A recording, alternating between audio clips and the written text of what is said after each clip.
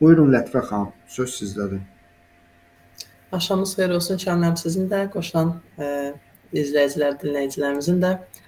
Öncə özüm haqqında qısa məlumat verim ki, adım Lətifə Cavadlı. Hal-hazırda həkim psixoterapevt olaraq işləyirəm. Psixoloji Məsləhət və Uşaq Reabilitasiya Mərkəzində. Bakalavr təhsilim Tibb Universiteti Nevrologiyadır. Magistr Xəzər Universiteti Klinik Psixologiya və eğitimlərimi Türkiyədən almışam, təlimlərimi. Hal-hazırda psixoterapiya ilə məşğulam daha çox və yeniyetmə və yetişkinlərlə görüşürəm, ən çox da ailələrlə. Bugün sizə ailədə effektiv ünsiyyət anlatacağam. Özətləsəm nə edəcəyik? Öncə mən sizə ailədə nələr sıxıntıdır, yəni ünsiyyət əngəlləri nələrdir, problemlər nələrdir, nələr etməmiz xətalı davranış olar, uşaqlarımızda travmaya səbəb ola bilər, bunları anlatacağam, yəni xətalı ünsiyyəti. Daha sonra isə bəs nə edək? Effektiv ünsiyyət nədir, doğru ünsiyyət nədir?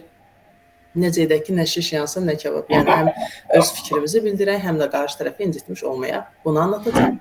Daha sonrasında da hansı suallarınız yaranarsa, webinarın sonunda suallarınızı cavablandıracağım. Yəni Kamiləm bir sözlə sualları sonda cavablandıracağım. Həm də suallarınız əmələ gəlmiş olsun, yazmış olasınız deyə. Ümumiyyətlə ailə nədir desək? Ailə qan bağlılığı ilə, evliliklə, qanuni yollardan aralarında qohumluq əlaqəsi olan, əksəriyyətlə də eyni evdə yaşayan fərdlərin müxtəlif ehtiyaclarının qarşılandığı, mənəvi məsuliyyətlə bağlı olan kiçik bir sosial birlikdir. Hansı ki, burada həm qarşılıqsız sevgi var, həm insanlar özünü xoşbəxt hiss edir, huzurlu hiss edir, bir-birindən əmin olduğu və nə olursa olsun rahatlıqla sığına biləcəkləri bir yuvadır. Hansı ki, bu ailəni bəzən mən çiçəyə bənzətirəm.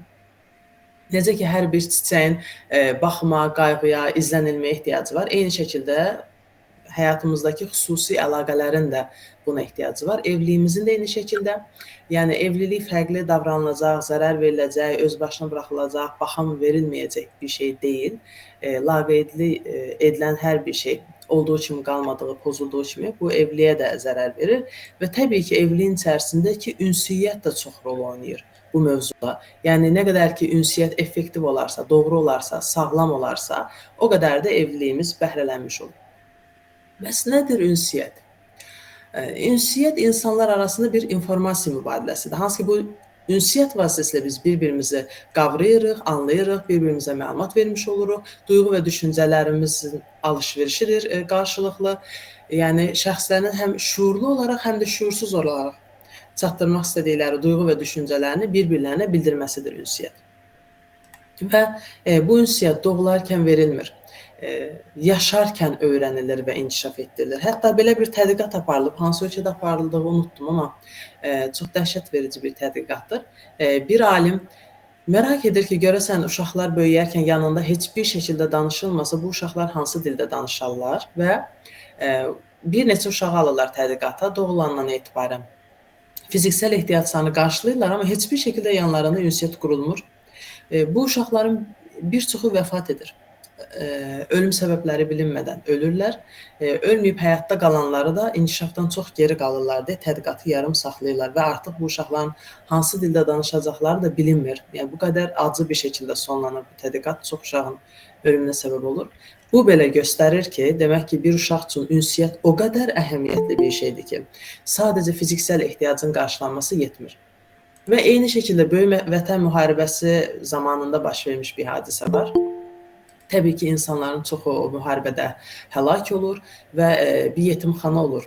Uşaqları orada saxlayırlar, atası, anası müharibədə həlak olan uşaqları və baxırlar ki, uşaqlarda ölüm sayı çox artır.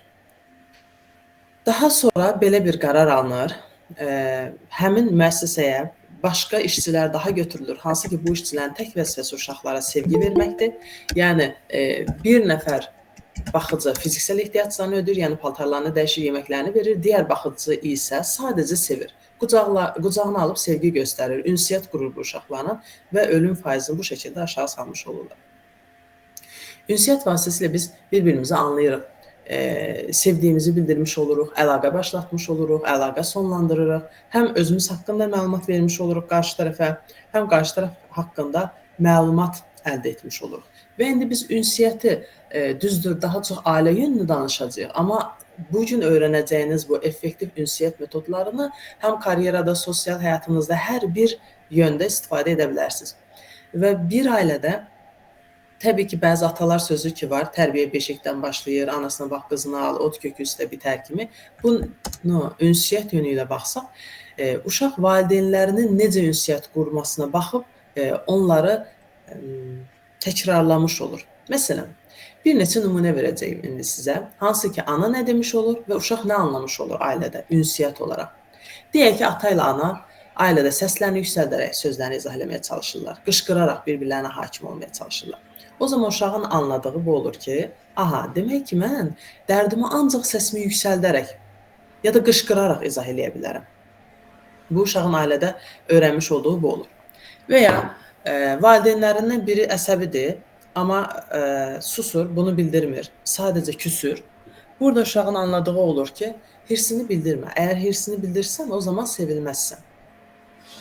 Ya da ata-ana düşünün ki, uşağın doğum gününə və ya hər hansı bir dərnəyə aparılması haqqında müzakirə edirlər, amma kimin aparacağına dair razılığa gələ bilmirlər. Ana deyir ki, sən aparacaqdın, işim olduğunu demişdim. Ata deyir ki, yox, əslində mən belə deməmişdim.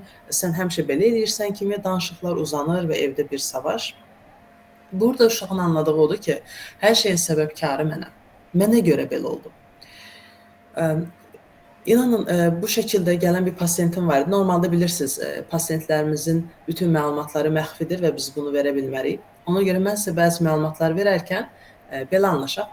Qızdan bəhs edirəmsə adı Ayşə olsun, oğlandan bəhs edirəmsə adı Əli olsun. Təbii ki, bunların yaşlarını və anlatacağım məlumatları biraz dəyişdirərək anlatacağım sizə. Əli terapiyaya gəlir mənim yanıma, 35 yaşı var, heç bir şəkildə karyerasını qura bilməyib, özgüvəni olmayan, introvert, içinə dönük, sosial fobiyası olan, qapanıq və ağır depressiyası olan bir uşaqdır. Evdə həmişə ata-anası dalaşıb və anası da həmişə ona deyib ki, səbəbkar sənsən, sənə görə biz dava etdik. Və hətta atanın bir dəfə intihar cəhdi olub, o zaman da anası deyib ki, bunun da günahkarı sənsən. Sənə görə biz dalaşdıq və sənə görə atan intihara cəhd etdi. Dərin bir şəkildə günahkarlıq duyğusu var idi. Yəni, şərt deyil ki, valideyn uşağa demiş olsun ki, sənə görə oldu bunlar. Deyilməsə belə, uşaqlarda belə bir düşüncəyə yatqınlıq var. Uşaqkən valideynlərinin başına hər hansı bir şey gələndə, ailədə bir şey ola biləndə mənə görə oldu, yəqin mən pis uşaq oldum, yəqin mən ağıllı uşaq olmadım, dərsimi oxumadım, ona görə belə oldu kimi düşünə bilirlər. Əsasən də şərtli böyüdülən uşaqlar. Və ya digər bir nümunə, ana uşaqla bir yerdə olanda deyir ki, atam bu yeməyi çox sevir, gəl bişirək, ona sürpriz olsun. Ata da uşaqla birlikdə olarkən deyir ki, ana bu filmi çox sevir, gəl bilet alaq, anan da sevinmiş olsun. Uşağın burada anladığı, yəni aldığı dərs, çıxartdığı nəticə odur ki, aha, demək ki, insanlar dəyər verdikləri şəxslərə bunu göstərirlər. Bunu öyrənmiş olur uşaq ata-anasından. Və ya ana ilə ata razılığa gələ bilmədiyi bir mövzu var, hansı ki, bu mövzunun həll yolları haqqında oturub danışırlar. Burada isə uşaq bunu anlayır ki, eyni şeyi istəməyə bilərik, zövqlərimiz fərqli ola bilər, dünya görüşümüz, baxış açımız fərqli ola bilər, amma biz bunu oturub danışa bilərik, həll edə bilərik. Ümumiyyətlə, insanların ümumi xüsusiyyətlərinə baxsaq, hər insan anlaşılmaq istəyir. Hər insan dəyər görmək istəyir. Ən dərin yaralardan da anlaşılmamaq, dəyər görməmək. Hər kəs təbii ki, və də həyatı öz eynəyinin rəngində görür. Sarı eynək taxan ətrafı sarı rəng görəcəkdir, yaşıl eynək taxan ətrafı yaşıl rəng görəcəkdir. Yəni, hər kəs özünü haqlı görəcəkdir. Və hər bir insan sevilmək istəyir, hörmət görmək istəyir, əhəmiyyətli olmaq istəyir. Biz bəzən ailədə sadəcə anayıqsa ana rolumuzla çıxış edirik, atayıqsa ata rolumuzla çıxış edirik, amma ata-ana rolumuzla yanaşı bizim müəllim rolumuz da var, müdir rolumuz da var, işçi rolumuz var, bacı rolu, qardaş rolu və s. rollarımız var, amma ən başlıcası biz insanıq. Övladımızla danışarkən ona yara vurmaq istəmiriksə, insan rolumuzu baz alaraq danışsaq, yəni müdirimizlə danışarkən, iş yoldaşımızla danışarkən çox vaxt necə ki, insan rolumuzda oluruq, eyni şəkildə danışmamız əslində daha gözəl ola bilər. Və hər bir insanın fərqli fikirləri vardır, fərqli düşüncəsi, duyğusu vardır. Məqsədləri, maraqları, inancları çox fərqlidir. Necə ki, hər bir meyvənin fərqli dadı var və özünə məxsus da bir rəftar qoyacaqdır insan ortaya. Fərqli bir üslubda və təbii ki, ortaq olaraq heç bir insan tənqid edilməyi sevməz, şikayət sevməz. Bunları nəzərə alsaq, düzgün ünsiyyət qurmağımız o qədər münasibətləri gözəlləşdirmiş olur. İndi isə bir neçə slaydda sizə ünsiyyət əngəllərini anlatacağam. Nədir ünsiyyət əngəlləri? Əmr etmək, xəbərdarlıq etmək, mühakimə etmək, həddən artıq çox sual vermək, mövzunu dəyişmək, tənqid etmək, at taxmaq, lağ eləmək. Bunlar ünsiyyət əngəlləridir. Tək-tək toxunsan, məsələn, əmr etməkdən danışsaq. Valideyn övladı ilə əmr etmə üslubu ilə danışırsa, yəni otağını yığışdır, tez kompüteri bağla, tapşırığını bitir, televizoru bağla, ağzın dolu anda danışma kimi əmrlər edirsə, o zaman uşaqda qorxu ya da aktiv müqavimət yarana bilir. Və ya deyilənin tərsini sınamağa bir dəvət etmiş olur sanki. İsyankar davranışa da yol aça bilir. Yəni ya qorxan, itaətkar, təbii ki, bu uşaq gələcəkdə nə ola bilər məsələn? Çox rahatlıqla tacizə uğraya bilirlər. Qorxu hakim olduğu üçün susmağı öyrəndiyi üçün bu uşaq birisi onu taciz edəcəyi zaman da xeyr, dur, mənə bunu edəməzsin deyə bilmir. Çünki ən güvənli dairə haradır? Ailənin içi, yəni ata-ananla uşaq bunu öyrənmiş olur. Ata-ananın yanında uşaq güvəndə hiss edirsə, sözünü deyə bilirsə, mən dəyərliyəm, mən güvəndəyəm, bu inanc əmələ gəlirsə, kənardakı həyatında da, yəni bağçada, məktəbdə, universitetdə də eyni şəkildə bunu ortaya qoya bilir. Düşünün ki, bir ailə stola oturub, axşam yeməyi yeyirlər. Uşaq deyir ki, ana, mən bu kiftəni yemək istəmirəm. Fikrini bildirdi. Fikrini bildirdiyi zaman, tamam yavrum, bunu bəyənməyə bilərsən, bəs nələr xoşlayırsan, bir düşünək bunu, amma sənin ət də yemən lazımdır. Ətin olduğu daha başqa nələrsə bərabər düşünə bilərik. Kotlet ola bilər bu, kebab ola bilər, fərqli bir şey ola bilər. Yəni, burada uşaq fikrini bildirdiyi zaman, ona hansısa belə əmrlər gəlməzsə, döyülməzsə, söyülməzsə, alçaldılmazsa, uşaq belə düşünəcək. Mən bu ailədə sevilirəm, dəyərliyəm, anlaşılıram, sözüm dinlənilir, insan yerinə qoyuluram, güvəndəyəm və rahat bir şəkildə fikrimi bildirə bilərəm. Ata-anasına fikrini bildirməyi öyrənən bir uşaq gələcəkdə, bağçada, məktəbdə, bayaq dediyimiz kimi yenə fikrini bildirə biləcək. Amma fikrini bildirdiyi zaman ya əmr edilərsə, ya biraz sonra deyəcəyimiz o xəbərdarlıq edilərsə, həddən artıq məsləhət verilərsə, vaz verilərsə, anlaşılmadığını düşünəcəkdir. Ya da daha öncə anası, bacısı və ya hər hansı bir kimsə fikrini bildirmişdir, amma qınanmışdır, döyülmüşdür, alçaldılmışdır, fiziksel, psixolojik hər hansı bir tacizə məruz qalmışdırsa, o zaman görərək də öyrənmiş olur ki, fikrini bildirmək doğru deyil, ən yaxşısı susun, mənim də başıma bunlar gəlməsin və susmayı öyrənə bilir. Xəbərdarlıq etmək, yəni 5 almasan sənə pul yoxdur. Bax, tapşırığını bitirməsən var ha, televizoru unut. Südünü içməsən balaca qalacaqsan. Bax ha, əgər kimi kəlmələrlə xəbərdarlıq edildiyi zaman uşağa belə bir mesaj verilmiş olur ki, mən səndən güclüyəm və sənə istədiyim hər şeyi elətdirə bilərəm. Uşaq da qorxu, boyun əymə, idarə etmə davranışı yarada bilir bu. Və ya bu mövzunun nəticələrini həqiqətən meydana gəlib gəlməyəcəyini sınamağa yol aça bilir. Eyni şəkildə duyğuları nələr olacaqdır desək, incinmə, əsəbilik, hirs, düşmənlik, bu duyğuların, yəni neqativ duyğuların yaranmasına səbəb ola bilir. Digər bir ünsiyyət əngəli isə əxlaq dərsi verməkdir. Gözünüzə müsbət görülə bilər, bəli, əxlaq dərsi verməkdə neqativ bir şey yoxdur, amma adət halını alıbsa, həddən artıq davam edirsə zərərlidir. Bəzən mən belə bir nümunə verirəm ki, bir qazan yeməyi, bir çay qaşığı duz ata bilərsiniz. Bu orta həddir və lazımlıdır, gözəldir, amma heç duz atmasaq da uyğun olmaz. 1 kilo duz da atsaq yeyilə bilməz. Əxlaq dərsini həddən artıq vermək, yəni həmişə bu tonda, bu üslubla münasibət qurmaq. Doğru ol, düzünü de, bax dostlarından küsmək doğru deyil, ay balam, böyüklərin hər dediyini eləməlisən, bax sənin yaşındakı bir uşaq nə edib etməyəcəyini bilməlidir kimi üslubla yanaşarsa valideyn, o zaman uşaq müdafiəyə keçə bilir. Valideynlərinin ona və məsuliyyət duyğusuna güvənmədiklərini hiss edə bilir. Yəni, belə bir şey anlatıram bəzən mən. Uşağı anası çağırır aşağıdan. Uşaq deyir ki, ana, mən evə niyə gəlməliyəm? Mən indi acam, üşüyürəm, yemək yeməliyəm, yoxsa yatmalıyam? Yəni, həddindən artıq valideyn hər bir şeyi məsləhət edərsə, əxlaq dərsi verərsə, kontrol edərsə, o zaman bu uşaq dönüb özünə baxıb da mən indi nə hiss edirəm, nəyə ehtiyacım var deyə düşünməyinə ehtiyac qalmır və bəzən özünü tanımır. Hadi ya, yenə bu olsun 30 yaşında Ayşə terapiyaya gəlir, soruşuram. Ayşə, nələrdən xoşun gəlir? Hobilərin nələrdir? Nə ilə məşğul olmayı sevirsən? Ayşənin heç bir məlumatı yoxdur. Bilmirəm deyir. Yəni heç bilmirəm. Yəni belə qalır. Düşünür, tapa bilmir. Belə düşünün. Məsələn, mən də Ayşədən soruşsam ki, Ayşə, paxlava xoşlayırsan, şəkərbura, tiramisu, trileçe yoxsa ballı tort? Ayşə bunun 5-ini də yemiş olmalıdır ki, və yeyərkən öz qərarı ilə yemiş, düşünmüş, həzz duyğusunu almış olmalıdır ki, mənə demiş olsun ki, Lətifə xanım, mən bunların 5-ini də yemişəm, ballı tortu daha çox xoşlayıram və getdiyim yerlərdə ən çox ballı tort sifariş verirəm. Bir fikrin olması üçün, yəni bunları təcrübə etmiş olmalıdır. Kayonun çizgi filmində mən belə bir səhnə görmüşdüm, çox xoşuma gəlmişdi.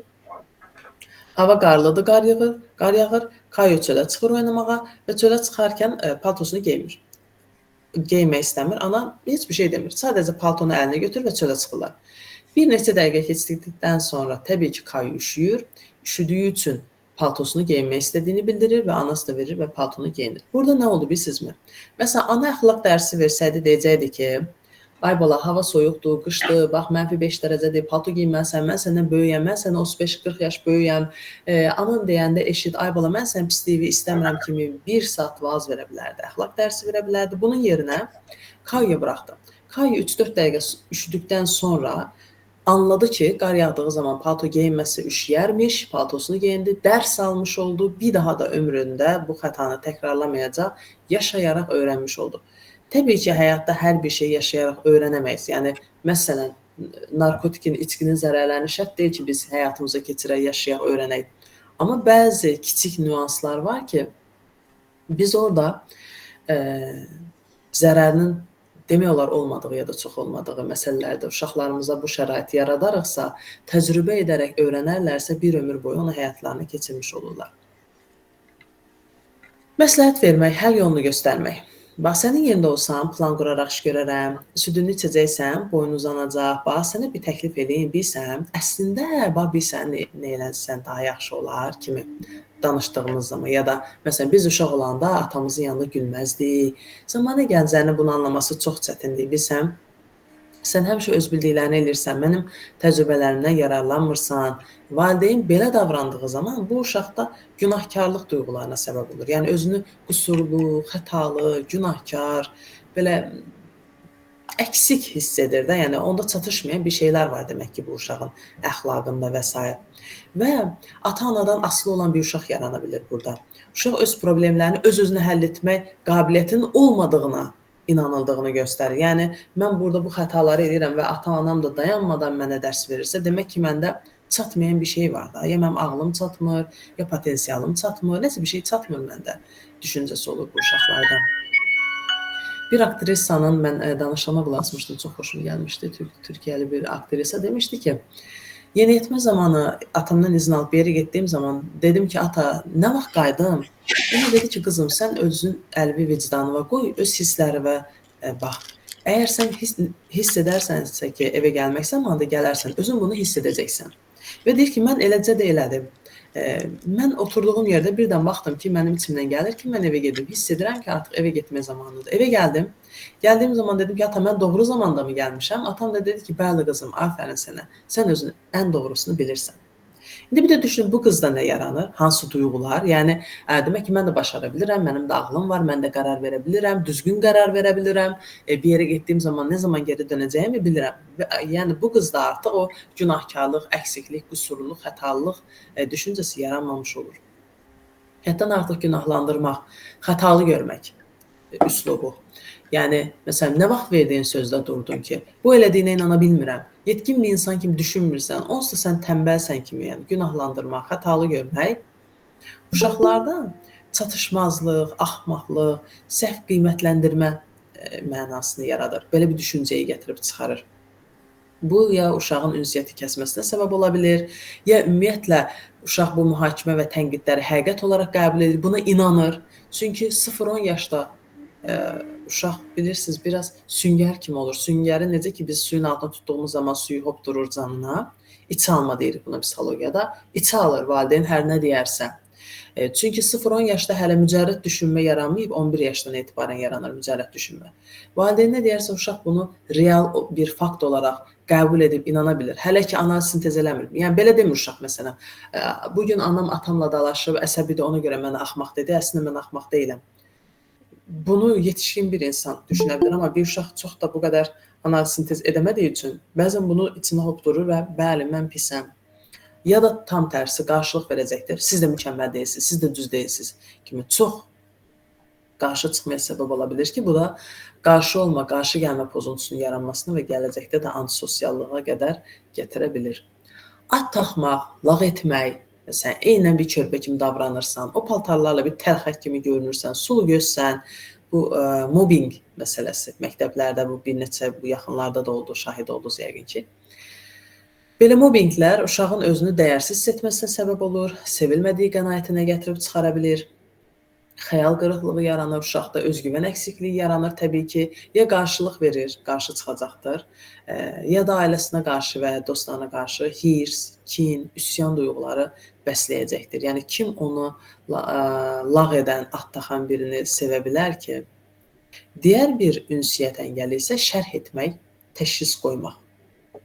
Hal-hazırda biz xətalı ünsiyyətləri anlatırıq. Yəni bunlardan biri də şərh etməkdir, təşxis qoymaqdır ki, məsələn, mən sən niyə belə davrandığımı bilirəm. Sən bilsən problemin nədir? Yaxşı, mən anladım mən səni. Hər halda sən çox yorğunsan. YouTube-da videolar qoyulur ki, altında həddən artıq şərhlər və baxırsınız ki, hər kəs öz dünya görüşünə uyğun şərh edir. Yəni kimə görə, nəyə görə sualını burada verməlisən? Yəni bu kofta mənə görə gözəl ola bilər, kiməsə görə pis ola bilər. Mənə görə ucuz, kiməsə görə baha ola bilər. Mənə görə tünd, kiməsə görə açıq ola bilər. Mənə görə dar, kiməsə görə gen ola bilər. Yəni bunlar kimə görə, nəyə görə subyektiv bir məsələdir. Axı obyektiv deyil. Obyektiv nədir? Məsələn, bu qara rəngdədir. Dünyanın hər yerində qara rəng qəbul edilir. Ya da bu 100 qram ağırlığı varsa, dünyanın hər yerinə gəlsə, tərəziyə qoysaq 100 qramdır. Çünki bu obyektiv məsələdir. Amma insani münasibətdə bizim şərhlərimiz subyektivdir. Ona görə şərhlərlə yanaşmaq uşağa doğru deyil. Şərh etmək təhdid edici ola bilər, narahat edici ola bilər və uşaqda müvəffəqiyyətsizlik duyğusuna səbəb ola bilər. Yəni uşaq özünü müdafiəsiz hiss eləyir. Düşünür ki, ona inanmırlar və o qədər tənqid edilə bilər və ya şərh qoyula bilər ki, o zaman uşaq səhv başa düşülərəm qorxusu ilə ünsiyyəti kəsə bilər. Yəni qınandıysa, şərh edildiysə, bir pasiyentimdən nümunə verimsə, yenə olsun 50, 35 yaş olsun, vəzifəli bir şəxsdir, bir yerdə idman edərkən bir atak keçirir. Gəldi, niyə atak keçirdiyini danışdı. Fokuslanıb içinə baxarkən dedi ki, ürəyim döyündü, gözüm qaraldı, özümü çox pis hiss elədim, gücsüz hiss elədim. Biraz daha açanda dedi ki, utandım. Nədən utandın? Mən bu ştanqı qaldıra bilmərəm və mənə gülərlər ki, sən heç bunu qaldıra bilmirsən, sən heç buna gücün çatmır. Mənə gülərlər, istehza edərlər deyə qorxdum və bunu etmədim dedi idmanda. Hansı ki, bu keçmişdəki bir travmasından qaynaqlanırdı. Uşaqkən elədiyi bir xətanı ailə o qədər şərh edib, qınayıb, üzünə vurub, lağ edib, yəni bu ünsiyyət əngəllərini o qədər istifadə ediblər ki, yenə qınanar, yenə fərqli şərhlər eşidər deyə o ştanqı qaldırmaqdan əl çəkir. Geri çəkilir. Bəzən belə insanlar karyerada da eyni şəkildə. Yəni sosial fobiya yarana bilər bu insanlarda, özgüvən əksikliyi, motivasiya əksikliyi, hərəkətə keçmə durğunluğu və s. Həddindən artıq güvən vermək. Bu nədir? Yəni boş ver, düzələr, eyb yoxdur, biraz gül. Zamanla özünü daha yaxşı hiss edərsən. Bunların hamısı keçəcək, baxsa onudacaqsan, vecibə alma, eyb yoxdur. Bu qədər çox güvən verərsə valideyn, o zaman uşaq özünü başa düşülməmiş hiss eləyər. Ya da əsəbilik duyğusuna səbəb ola bilər uşaqda. Yəni sizə görə asandır, yəni mənə görə belə deyil, yəni siz məni anlamırsınız deyə bilər. Sanki uşağın aldığı mesaj bu olur ki, sən hal-hazırda özünü pis eləməyin doğru deyil. Burada uşaq özü-özündən də şübhəyə girə bilər əslində. Valideyn çünki övladını anlamamış ola bilər. Belə bir nümunə verimsə, deyək ki, Ayşə 8 yaşı var, getdi qonşuya, limonlu keks yedi, xoşu gəldi, evə gəlir, ana deyir ki, ana mən bir dənə limonlu keks yedim, çox qəşəng idi. Ana da deyir ki, qızım boş ver o keksi, o nədir ki? portağalı keks daha qəşəngdir. Mən sənə bişirərəm, görərsən. Portağalı bir keks bişirir və deyir ki, bu daha zövqlüdür. Bu nə deməkdir? Yəni bayaq dediyimiz kimi bu subyektiv bir düşüncədir. Yəni ananın ağız dadına əsasən portağalı keks daha dadlı ola bilər, amma Ayşənin ağız dadına əsasən limonlu keks daha dadlı ola bilər. Burada kim haqlı, kim haqsız, kim doğru, kim yanlışlara baxmalı deyilik. Kimə görə? Bu güvən vermə, dəstəkləmə məsələsinə gəlsək, biz uşağa heç bir şey yoxdur, eyb yoxdur, fikir vermə dediyimiz zaman anlamamış olur. Yəni kimə görə, yəni valideynə görə o qədər böyük bir məsələ olmaya bilər, amma uşaq üçün böyükdür əslində. Ya da belə düşünün. Ayşə 10 yaş olsun, yıxıldı, dizi əzildi, qanıyır. Valideyn deyir ki, eyb yoxdur, boş ver, yatıb duracaqsan, sabah keçəcək, ondan ötürü ağlama, üzülmə, nə olsun ki, düzdür. Valideynin niyyəti pis deyil. Ümumiyyətlə, heç bir valideyn niyyəti pis olmaz. Hətta valideynlər öz canlarından çox övladlarını sevərlər. Bir valideynin, ümumiyyətlə, bir insanın qısqanmadan sənin üçün, mənim üçün olandan daha gözəl olsun dediyi yeganə insan öz övladıdır. Hər kəs övladı üçün öz həyatından daha gözəl bir həyat arzulayar. Sadəcə bu bilmədən valideynin elədiyi üslub xətası deyirik buna. Niyyətində bir xəta yoxdur, üslubda. Yəni, bu doğru bir üslub deyil, bunu demək istəyirəm. Həddindən artıq çox sual vermək. Niyə bunu elədin? Necə oldu? Nə dedin? Məktəbdən çıxan kimi evə gəldin? Belə həddindən artıq suallar verirlərsə, o zaman uşaqlar ümumiyyətlə xeyir deməyə çalışırlar, ya da düzgün cavab verirlər, ya sualdan qaçmaya yönəlirlər və ya yalan deyib xilas olmaya çalışırlar. Çünki sual verən hara çatmaq istədiyinə, yəni məqsədinə bir açıqlama gətirmədiyi üçün uşaq bir qorxu hiss eləyir, narahatlıq hiss eləyir. Suallara cavab verməyə çalışan uşaq həm də öz problemini gözdən qaçırır. Yəni, mən nə hiss eləyirəm, nə yaşayıram, nə baş verirdən çox, valideynim nəyindən maraqlayır, hardan gəldim, necədə gəldim, necə elədim kimi dayanmadan bu sualları cavablandırmaya çalışır çünki. Mövzunu dəyişmək, zarafata salmaq.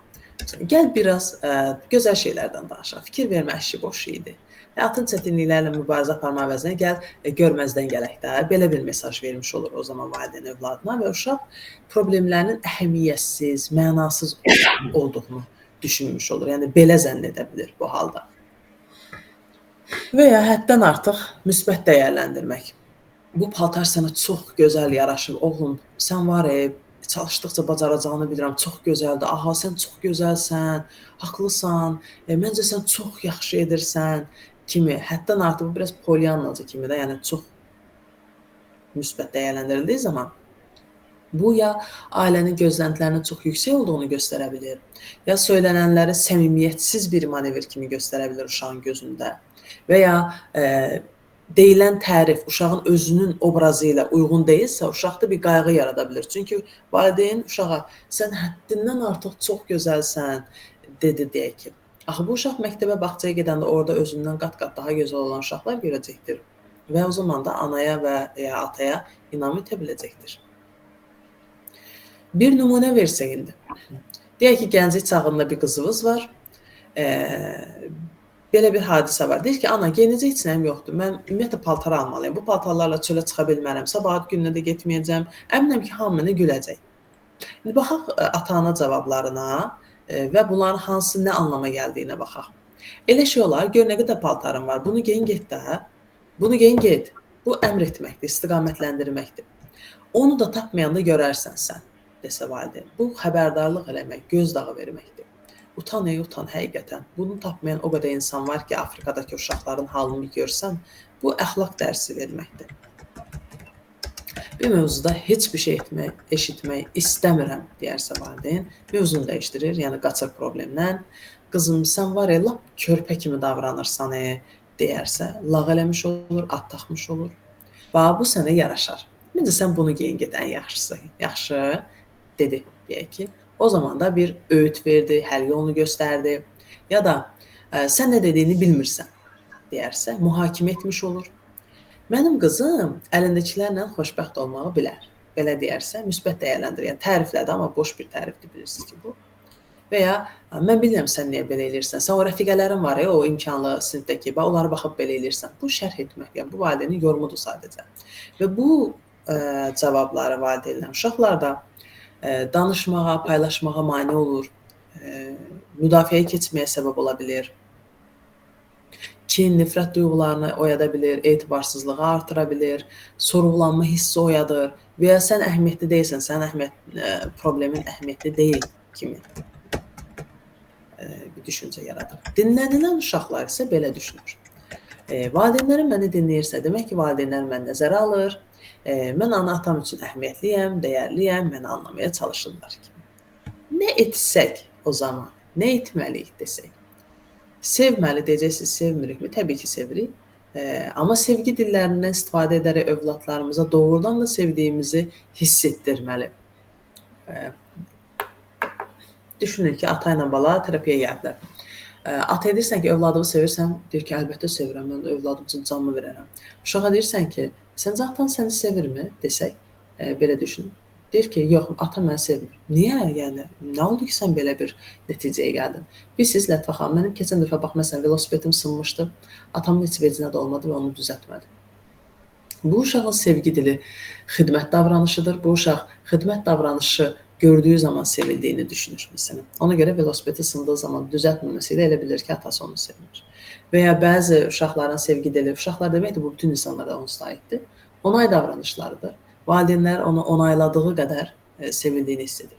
Bəzi uşaqların sevgi dili fiziksel təmasdır. Qucaqlandıqları qədər, toxunulduğu qədər sevildiklərini hiss edirlər. Bəzilərinki bərabər zaman keçirməkdir. Valideyn onlarla nə qədər bərabər keyfiyyətli zaman keçirərsə, o qədər sevildiklərini düşünürlər. Kimi? Yəni, bu sevgi dillərindən istifadə edərək sevgimizi göstərə bilərik. Təbii ki, və də danışarkən üz-üzə, göz-gözə kontakt qurmalı. Çünki bir söz var, mənim çox xoşuma gəldi ki, ağızdan çıxan qulağa gedər, qəlbdən çıxan qəlbə gedər deyə. Göz kontaktı qurduğumuz zaman, qəlbimizdən danışdığımız zaman uşağımıza dediyimiz məsələdə onun qəlbinə xitab etmiş olur. Uşağa şəkillərlə, oyun vasitəsilə yaxınlaşmaq, onun gözəl yanlarını önə çıxarmaya çalışmaq, problem olaraq yaşadığı şey laf etməmək, mümkün olduğu qədər səsimizi yüksəltməmək, düzgün üslub seçmək təbii ki və ona verdiyimiz dəyəri göstərmək, onunla qürur duyduğumuz zaman da bunu söyləməkdən çəkinməmək, övladımıza söz haqqı vermək, o danışdığı zaman sözünü kəsməmək, bəzən də onu təqdir etmək, onaylamaq. Yəni, məsələn, yaxşı elədin, dünəndən daha yaxşı etdin. Yəni, övladımızın biz qiymətini deyil də çalışqanlığını övməliyik əslində. Yəni, afərin, 5 aldın bugün deyil. Afərin oğluma, bugün çox çalışdı, çox əziyyət çəkdin. Bugün dərs 1 saat zaman ayırdın kimi. Yəni, onun əziyyətini, çalışmasını görmək və bunu dəyərləndirmək. İnsanlar ən çox çünki dinlənilməkdən xoşlanır. Fikirlərinə dəyər verilməsindən və burada qatılaraq, yəni keyfiyyətli dinləmə çox əhəmiyyətlidir.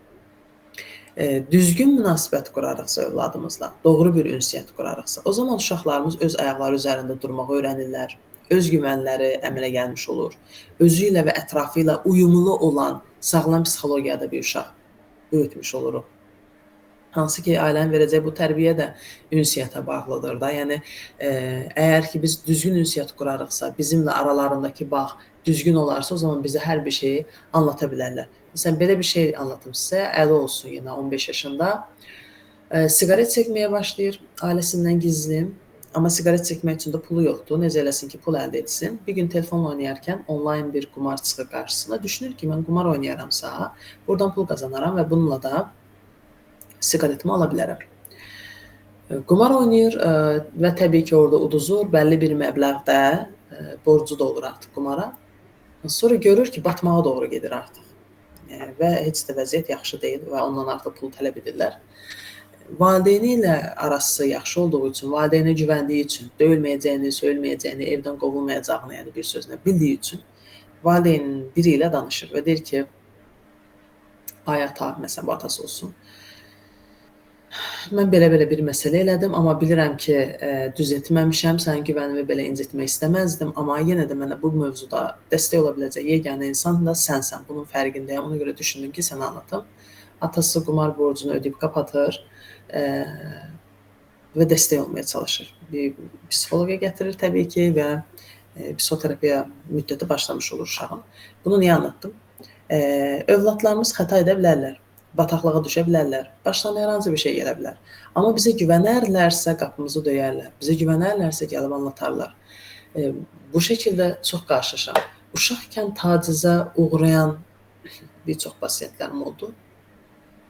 Nədən anlatmadın deyə bilərsiniz. Yəni, nədən bir uşaq bunu valideyninə anlatmaz? Bir çox səbəbləri var. Məsələn, Lətifə xanım, anlatsaydım inanmayacaqdı. Anlatsaydım da dinləməyəcəkdi. Mən onun onsuz da vecinə deyildim. Ya da məsələn, mənə taciz edən dayım idi, amma mən dayımın taciz etdiyini deyərdimsə, atam dayımı öldürərdi, türməyə girərdi, anamı bir ömür bağışlamazdı. Sənin qardaşın bu qədər pis insandır ki, mənim qızıma bunu etdi deyərdi. Kimi o qədər çox fərqli səbəblər var ki, amma fərqli də olsa bu səbəblər, yenə hamısında nəyə görürük? Valideynin uşağı ilə ünsiyyəti düzgün olduğu zaman, uşaq valideyninə güvəndiyi zaman gəlir bunu anlatır. Amma ya da məsələn, taciz uğramı anlatmadı. Niyə anlatmadı? Lətifə xanım, bilirsiniz, qonşumuzun qızı da taciz uğramışdı. Mən eşitdim ki, qadınlar onun haqqında danışıb gülürlər ki, ayda buna bax, əşi od olmayan yerdən tüstü çıxmaz. Yəqin bu qızın özündə canında nəsə olub da ki, belə bir şey olub kimi sözlər eşitdim və düşündüm ki, eyni sözləri mənim üçün də deyəcəklər və ona görə anlatmadım kimi. Yəni bəzən ünsiyyətdə edilən xətalar çox böyük şeylərə gətirib çıxara bilir. Təəssüf ki. O zaman nə edək desək? İndi keçirik artıq düzgün metodlara, sağlam metodlara, zərər vurmayan, fayda verən keyfiyyətli ünsiyyət metodlarına. Bunlardan biri qatılaraq dinləməkdir. Yəni aktiv bir şəkildə dinləməkdir. İnsanlar çox duyğularını bastırır, unutmaya çalışır, başqa şeylər düşünərək bundan xilas olacağını sanırlar. Halbuki problemlər dilə gətirildiyi zaman insanların duyğusal sıxıntısı azalır və biz dinlədiyimiz zaman o insanı anlaşılmış olur və anlaşılmaq o qədər gözəl bir duyğudur ki, danışan şəxs dinləyənə qarşı bir yaxınlıq duymuş olur. Qatılaraq dinləməkdə burada sizə 2 nümunə verəcəm. Cümlə təxminən belə qurulur. Duyğu çünki hadisə və ya hadisə ona görə də duyğu kimi. Məsələn, uşaq deyir ki, ağlaya-ağlaya anasına gələrək. Ayşə maşınını aldı. Ana deyir ki, kədərlənirsən, oyuncağının alınması xoşuna gəlmir. Baxın, kədərlənirsən, bu nədir? Duyğudur. Ona görə ki, niyə kədərlənir bu uşaq? Ona görə ki, çünki oyuncağının alınması xoşuna gəlmir. Bu nə deməkdir? Yəni, ana deyir ki, qızım, Ayşə, mən sən dinlədim və anladım. Doğrumu anladım? Yəni, sən hal-hazırda kədərlisən, çünki oyuncağının alınması xoşuna gəlmir. Burada Ayşə nə hiss etdi? Ana mən dinlədi, insan yerinə qoydu, anladı. Bu. Sakitləşmiş olur o zaman. O öfkəsi və s. azalmış olur. Uşaq deyir ki, bəli, xoşlanmıram. Niyə alır ki, mənim maşınımı? Amma daha bir sakinləşmiş olur. İkinci nümunə. Uşaq valideynə deyir ki, ana, bu iki müəllimimizi heç sevmədim. Ana da müəllimindən xoşlanmadığın üçün məyus olur. Burada baxın, cümləni tərs qurur. Yəni, ya deyir ki, bu duyğunu hiss edirsən, çünki filan hadisə baş verdi, ya da deyir ki, filan hadisə olduğu üçün ona görə sən belə bir duyğu hiss edirsən. Baxın, burada isə ikinci şəkildə qurub cümləni. Yəni, müəllimindən xoşlanmadığın üçün məyus oldun. Uşaq da deyir ki, bəli, elədir. İştiraklı dinləmə dinləyənin izah ediləni yalnız eşitdiyini deyil, eyni zamanda doğru olaraq anladığını da göstərmiş olur. Buna görə də bu üsul ən sağlam ünsiyyət üsuludur. Yəni, bu şəkildə qəbul edilir. Danışan fərdin söylədiyi sözlər açaraq, təkrar eləməkdən ibarətdir bu təsirli, yəni iştiraklı dinləmə. Hansı ki, insanlar arasında bu yalın, daha mənalı bir əlaqənin inkişafına fürsət verir. Burada eyni zamanda biz qapı aralayıcı mesajlardan da istifadə edirik. Yəni, hansı ki, bu əlavə bir ürəkləndirmə gözləyir də insanlar bir şey anlatarkən. Bu cür dəstəkləmək üçün verilən mesajlara qapı aralayıcılar deyilir. Nümunə. Maraqlıdır, davam eləmək istəyərsən, bu mövzuda başqa nələr demək istəyərsən? Bir də 2 cür suallar var. Bunu psixoterapevtlər bilirlər. Qapalı uclu sual və açıq uclu sual. Qapalı uclu sual bizim hə, yox cavab alacağımız suallardır. Məsələn, açsan, evdəsən, gəldin, dərsdən oxudun, yəni cavabını alacaqsınız, hə, yox, bitdi. Ünsiyyət bitdi bununla da. Amma açıq uclu sual isə daha geniş bir danışığa səbəb olur. Məsələn, bu haqda başqa nələr demək istəyirsən? Bu mövzu sənə necə təsir elədi? Bugün məktəbdə nələr baş verdi? Bu açıq ucludur, yəni uşağa buraxırıq. Daha geniş anlatmasına səbəb ola bilir bu. Bəzi addımlar burada deyəcəm məsələn. Aha, yəni qarşı tərəf bir şey anlatarkən biz ona bu şəkildə dinlədiyimizi bu addımlarla göstərmiş oluruq. Aha, kimi qısa geri dönüş deyirik buna. Qısa geri dönüşlərlə və ya səssizliklə tam sakit dinləyirik. Və ya duyğu və ya məzmunu əks etdirməklə qarşıya. Yəni ya duyğunu əks etdiririk, ya məzmunu əks etdiririk, ya da duyğu və məzmunu bərabər əks etdirmiş oluruq. Məsələn, bacaramayacağından qorxduğun üçün bu testləri həll eləmək istəmirsən. Yəni uşağımız gəlib deyir ki, ana mən bu testləri həll eləmək istəmirəm, çox çətindir, onsuz da eləyə bilməyəcəm, şikayətlənir. Biz də deyirik ki, başaramayacağından qorxduğun üçün bu testləri həll eləmək istəmirsən, ya da bu testi almaq istəmirsən çünki başın qarışdı. Yəni ona görə ki, çünki ilə biz həm içəriyi vermiş oluruq, yəni məzmunu əks etdirmiş oluruq, həm də duyğusunu. Uşağın duyğusu nədir? Bacara bilməmək, çatdıra bilməmək, edə bilməmək. Belə bir qayğısı, qorxusu var. Ona görə məzmun nədir? Uşaq test eləmək istəmir. Deyirik ki, bu testləri eləmək istəmirsən, ona görə ki, çatdıramayacağından qorxursan, qayğılısan. Bu nə oldu? Uşaq, aha, anam məni anladı, dinlədi. Bəli, ana, yəni çox çətin gəlir mənə, eləyə bilmirəm. Həm də biz spesifikləşdirmiş oluruq. Yəni əslində problem nədir? Bunu tapmış da oluruq. Problemin nə olduğunun fərqinə varsa, həll yolunda o qədər daha rahat edə biləcəyik. Və ya başqa qaparlayıcılar, sonra başqa, məsələn, daha nə deyə bilərsən bununla əlaqəli? Və ya açıq-ucuz suallar verə bilərik. Nə? Nələr? Necə ki, hansı belə suallarla danışmağa təşviq edə bilərik uşağımızı və ya qarşımızdakı insanı. Bəs sıxıntısı olan insan nə edər desək, sıxıntısı olan insan öz-özünə danışmaları artar, uzaqlaşar, insanları qınayar. Bəzən ürəyində yığıb saxlaya bilir, bəzən qarşı çıxır, bəzən müdafiəyə keçir. Yəni bir sözlə ünsiyyət əngəllərini istifadə eləmiş olur. Və biz buna qarşılıq ünsiyyət qurduğumuz zaman sıxıntıları həll etmək üçün təsirli, digər, yəni effektiv bir ünsiyyət metodu desək, bu da mən dilidir. Niyə mən dili? Yəni iki cür ünsiyyət var, sən dili və mən dili. Sən dili daha tənqid edici, günahlandırıcı, qarşı tərəfi belə bildirdi. Mən dili isə bunun tam tərsidir.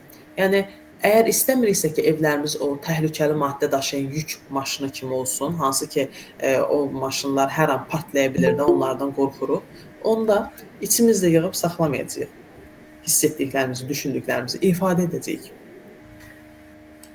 Fikirlərimizi ifadə etdiyimiz qədər daha da rahat olmuş oluruq da, bu partlayışın önünü almış oluruq.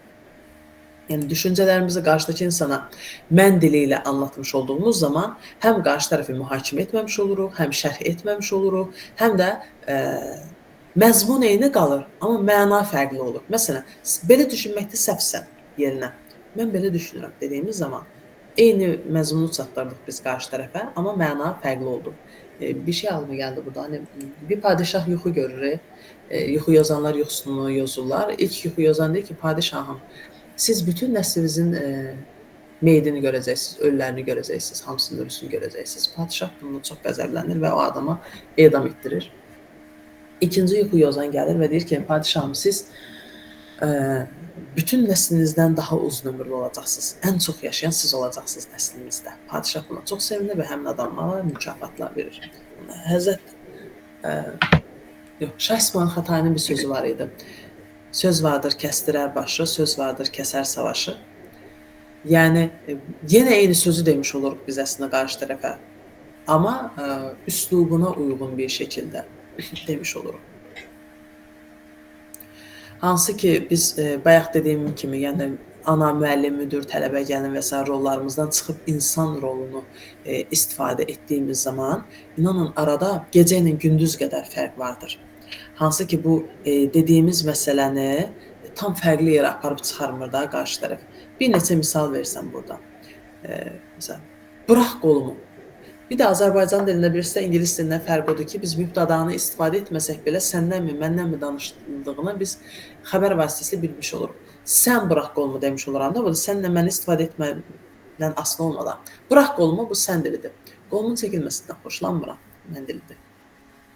Səbirsizsən, hər dəfə sözümü kəsirsən, sən dili. Amma söhbətimin yarıda qalmasını, yarıda kəsilməsini sevmirəm, bu isə mən dilidir. Niyə qapını hər dəfə açıq saxlayırsan, bu sən dilidir. Qapının açıq qalması məni narahat edir, mən dilidir. Sən dili ilə mən dilinin fərqlərini də anlatacağam sizə, hansı ki, çox əhəmiyyətli fərqləri var. Məsələn, sən dilində biz şəxsiyyətə hədəf almış olmasa, sən axmaqsan, sən gec gəlirsən, sən mənə dəyər vermirsən, sən məni saymırsan, tənqid edicidir, günahlandırıcı və şəxsiyyət, bütün bir şəxsiyyətini axmaq etmiş olur bu şəxsin qarşıdakına. Mən dili isə davranışı hədəf alır. Yəni sən bəlkə ağıllısan, əxlaqlısan, gözəlsən, təmizkarsan, düzgünsən, savadlısan və s. Amma hal-hazırda ki, bir dənə davranışın var. Məsələn, qapını açıq qoydum və mənə soyuq gəlir, qapının açıq qalmasını xoşlamıram, mənə narahatlıq verir dediyim zaman bir davranışı hədəf almış oluram. Yəni, məsələni böyütmüş olmuram. Sən dili ilə danışdığımız zaman biz alıcıya özü haqqında məlumat vermiş oluruq. Yəni, sən beləsən, sən qapını açıq qoyursan. Amma mən dili ilə danışdığım zaman isə alıcıya mesajı verənə, yəni mənimlə bağlı, yəni mən qapının açıq qalmasına narahat oluram. Qapı açıq qaldığı zaman soyuq olur və üşüyürəm. Yəni mənimlə bağlı bir məlumat verdim. Bəlkə kimsə qapının açıq qalmasına xoşu gəlir hətta, yəni bilmirəm, amma bu mənə xoş deyil. Sən dili ilə danışmaq özünə hörmət hissini zədələyir ya da yox eləyir. Amma mən dili ilə danışdığımız zaman bu özünə hörmət hissinə müsbət təsir edir. Yəni qapının açıq qalmasına xoşlamıram, zəhmət olmasa bir bağlaya bilərsənmi? Mən əminəm, inanıram da ki, sən bunu bağlaya biləcək kapasitədə bir insansan kimi. Yəni biz onun özünə hörmət hissinə müsbət təsir edirik, mənfi deyil. Sən dili ilə danışdığımız zaman bu qarşı tərəfdə hirsə, nifrət hissinə səbəb ola bilər. Mən dili ilə danışmaq isə kömək etmək istəyi oyadır. Sən dili ilə danışdığımız zaman qarşı tərəfdə çəkingən ya da saldırgan bir xarakter əmələ gələ bilər. Ya çəkingən olur, ya da saldırgan. Amma mən dili ilə danışdığımız zaman bu atılqan, güvənli bir xarakter yaratmış olur. Sən dili ilə danışmaq ünsiyyəti zədələyir, məsuliyyət duyğusunu qırır. Mən dili ilə danışmaqsa, danışanın duyğu və düşüncələrini bildirir qarşı tərəfə. Yəni mənim bu mövzudakı duyğum budur, mənim bu mövzudakı düşüncəm budur kimi.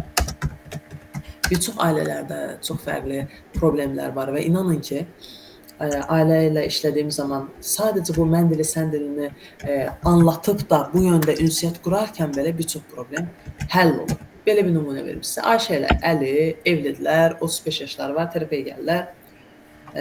Ayşə həddindən artıq axşamlar telefona baxır, sosial mediada vaxt keçirir, Əli də Ayşəni döyür. Onların anlatdıqlarını dinlədikdən sonra Əlinin adı ilə Ayşə ilə danışdım. Eyni bu mən dili ilə. Vəziyyət nədir? Bu mənə nə düşündürtür və nə hiss etdirir kimi. Eyni şəkildə Ayşənin də dinlə. Əlinin dili ilə danışarkən Əlinin anlatdıqlarını öyrəndim onsuz da bunu və belə bir şey dedim. Ayşə, yəni məsələ nədir? Ayşə yatağa gec gəlir. Əli özünü belə adam yerinə qoyulmayan, sevilməyən, arzulanmayan hiss edir. Belə hiss etdiyi üçün duyğusu nə olacaq? Əsəb, hirs. Əsəbində necə davranışa tökür? Həyat yoldaşını döyərək özünü sakinləşdirir. Belə acığına çıxır yəni. Ayşə döyülən bir qadındır. Döyülən bir qadın necə olar? Həyat yoldaşına qarşı qırılıb, inciyir, soyuyur və pasiv aqressiya göstərir. Heç bir şey bildirmir, ünsiyyətli, amma o da acığını yatağa getməyərək göstərir. Və qısır döngü içində dönürlər. Yəni Ayşə döyülür, döyüldüyü zaman incinir, yatağa getmir, yatağa getməyincə Əli hirslənir, Əli hirslənincə döyür, döyüldüyü üçün Ayşə incir, Ayşə incirdiyi üçün yatağa getmir. Bu şəkildə davamlı bir döngüdə dönürlər. Əlinin adı ilə danışarkən belə dedim, Ayşə, yatağa gəlmədiyin zaman, mən deyilə baxın, yatağa gəlmədiyin zaman düşünürəm ki, məni saymırsan, sevmirsən, arzulamırsan və özümü adam yerinə qoyulmayan, sevilməyən, arzulanmayan bir insan kimi, bir kişi kimi hiss edirəm və bu məni çox incidir. Ayşənin dili ilə də danışarkən, Əli, məni döydüyün zaman qəlbim çox qırılır. Düşünürəm ki, məni heç sevmirsən, sevən insan əl qaldırmazdı, sən mənə necə qıyırsan. Qəlbim səndən çox incir və içimdən gəlmir yatağa gəlmək. Bitdi, bir seansda problemlər çözüldü. Bəzən sadəcə bir ünsiyyət xətası, sadəcə düzgün bir şəkildə dilə gətirəməmək belə ailədə çox böyük problemləri gətirib çıxara bilir. Mən dilinin faydaları odur ki, sən dilindəki kimi insan özünü müdafiəyə keçmir. Danışan qarşısındakına özünü günahkar kimi hiss etdirmir. Yəni, heç birimiz özümüzü günahkar hiss eləmək istəmərik də, amma sən dili ilə danışdığımız zaman qarşıdakı özünü günahkar kimi hiss etmiş olur. Mən dili istifadə edən niyə o duyğunu yaşadığı aydın olduğu üçün ünsiyyət daha keyfiyyətli olur. Yəni, qarşı tərəfin bəlkə də niyyəti bu deyil, amma fərqində də deyil ki, mən nə hiss edirəm, nə düşünürəm. Mən dili ilə bildirdiyim zaman, məsələn, qapını açıq qoydu getdi. Bəlkə də o heç düşünmür o anda. Amma mən deyəndə ki, qapının açıq qalması məni narahat edir, üşüyürəm. Demək ki, lətifə qapı açıq qaldığı zaman üşüyürmüş, narahat olun. Özüm haqqında bir məlumat vermiş oldum. Doğrudan da məni sevən, mənə dəyər verən bir insandırsa, bundan belə artıq qapını açıq qoymayacaqdır. Ya da yox, yenə qapını açmaya davam edirsə də dəfələr, o zaman da mən anlamalıyam ki, demək ki, bu insan mənə dəyər vermir və dəyişmir. Çünki belə bir təmsil var bizdə. Əqrəblə qurbağanın təmsili, hansı ki, qurbağa əqrəbi çayın o tərəfinə keçirir. Əqrəb xahiş edir ki, qurbağa qardaş, mən üzməyi bilmirəm, məni çayın o tərəfinə keçir. Keçirir, amma keçirdiyi zaman arada telefona baxıram, bir sıxıntı olsa yazın, baxıram ki, birdən bir şey olarsa öz-özümə danışmayım burada. Qurbağa əqrəbi çayın o tərəfinə keçirdiyi zaman əqrəb qurbağanı sancır və deyir ki, bağışla qurbağa qardaşım, bu da mənim xasiyyətimdir də, neyniyim ki? İndi düşünün ki, qurbağa dayanmadan əqrəbi hər gün çayın o tərəfinə keçirsə və hər dəfə də əqrəb qurbağanı sancarsa, biz burada əqrəbi günahlandırmırıq əslində. Mən burada əqrəb də terapiyaya gəlmir onsuz da. Həmişə qurbağalar gəlir terapiyaya, elə düşünün.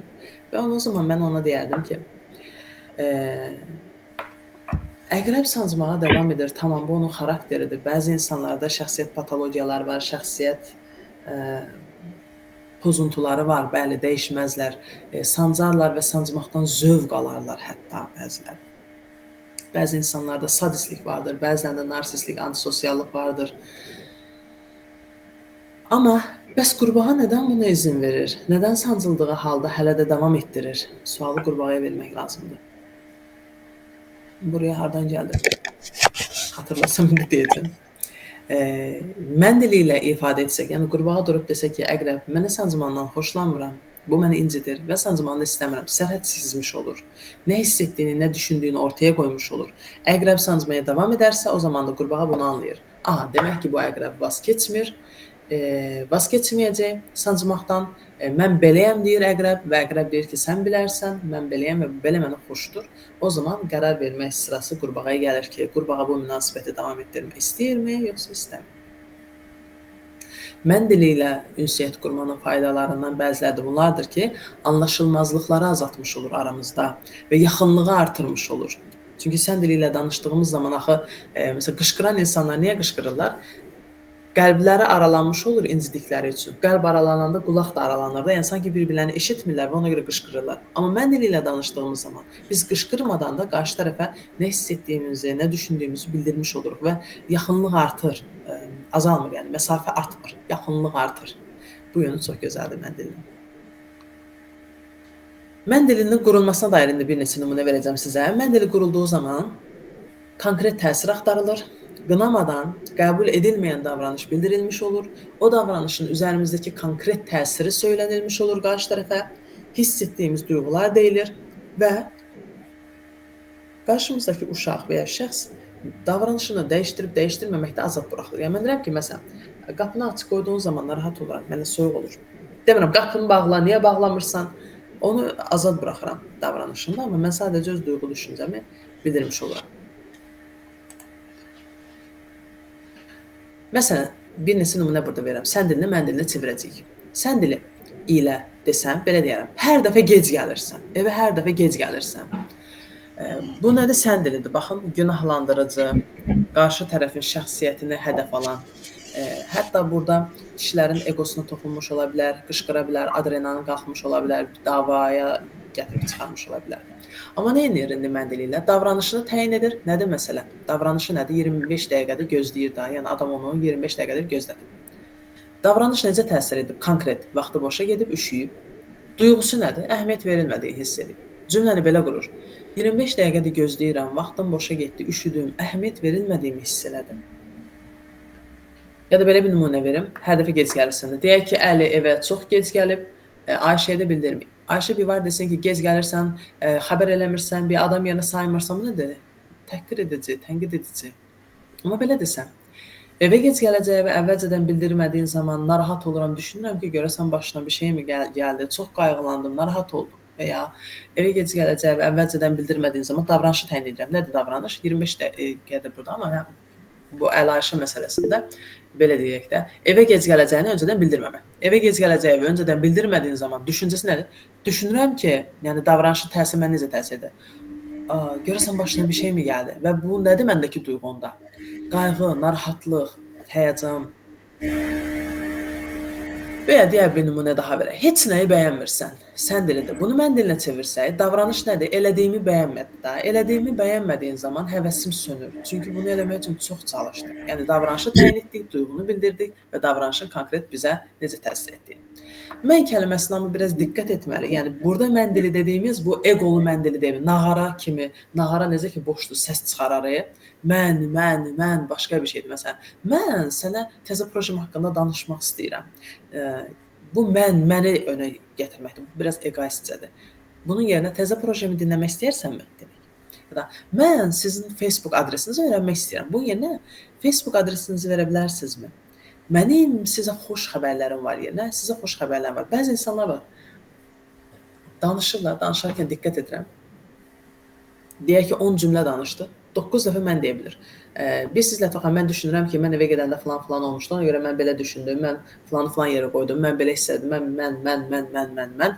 Bu biraz narsistlərdə görülən bir xüsusiyyətdir ya da özünü çox sevən, özünü mərkəzə qoyan, özünü anlatan, özünə aşiq olan, özünə çox əhəmiyyət verən bir məndir bu. Bu mən başqa bir məndir. Amma bizim anlatdığımız buradakı mən dili isə tamamilə başqa bir şeydir. Yəni burada mən kəlməsi əhəmiyyətli deyil. Sadəcə cümlənin quruluşu mən olmalıdır.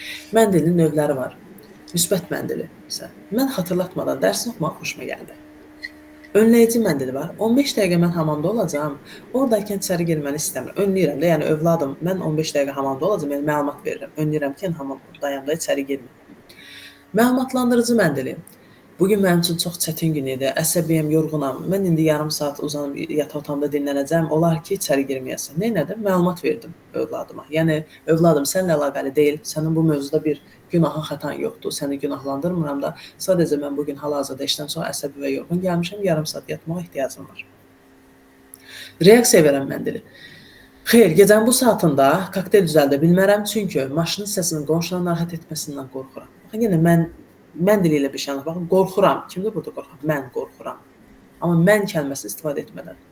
Üzləşdirici mən dili var. Hamınız birdən danışanda heç birinizi eşitmirəm. Yəni demir ki, siz niyə belə qışqırırsınız, səslə danışırsınız, başım getdi.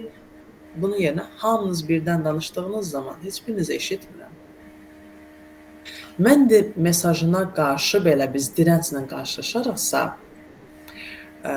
təkrar deməli deyilik deyəcəyim şeylər. Çünki bu qarşı tərəfə laqeydmişikmiş kimi göstərə bilər. Yəni ki, sənin nə hiss elədiyin əhəmiyyətli deyil. Bir sənə var, mən belə düşünürəm, mən belə hiss edirəm. Mən belə düşünürəm, mən belə hiss edirəm. Kimi də dayanmadan dilə gətirib yormalı da deyilik qarşı tərəfi. Və ya bir dirənc görürüksə, o zaman çarxı dəyişdirmək. Maşında bilirsiniz də ki, biz bir var ki, Nobel prospekti kimi bir yolda gedək, daha yüksək sürətlə. Bir də var ki, biz daşlı bir yolda gedək. Sürəti necə ki azaltmış oluruq orada, ya da bu paltarları yuyarkən yumşaq olsun deyə yumuş kimi bir yumuşatıcı istifadə edirik ya, yəni uzlaşdırıcı təsir edir çarxı dəyişdirmək, sürəti azaltmaq, qəlbləri yumşadır. Yəni onu itirməyə gözə alaraq ehtiyaclarımızı qarşılamayacağını anlamış olur. Yəni onun bu müqaviməti ilə biz maraqlandığımız zaman, düşüncəmiz fərqli olsa da bizim ona dəyər verdiyimizi, duyğularına əhəmiyyət verdiyimizi biz qarşı tərəfə göstərmiş oluruq o zaman. Digər bir metod isə bu sonuncu metodumuzdur, hamburger metodu. Hamburgeri, yəni sendviçi gözünüzün önünə gətirin. Yuxarı hissədə çörək var, ortada kotlet, sonra yenə çörək. Yəni bir mənfi vəziyyət var, amma məqsədimiz də bu problemin düzəlməsidirsə, bu hamburger metodundan istifadə edirik ki, daha xoş bir şəkildə həll etmiş olur. Yəni tənqidi mühakimə eləyərək, qınayaraq deyil, amma iltifatın ortasına qoymuş olur. Sən nə olsun bu? Deyək ki, oğlum otağı yığışdırmamış olsun.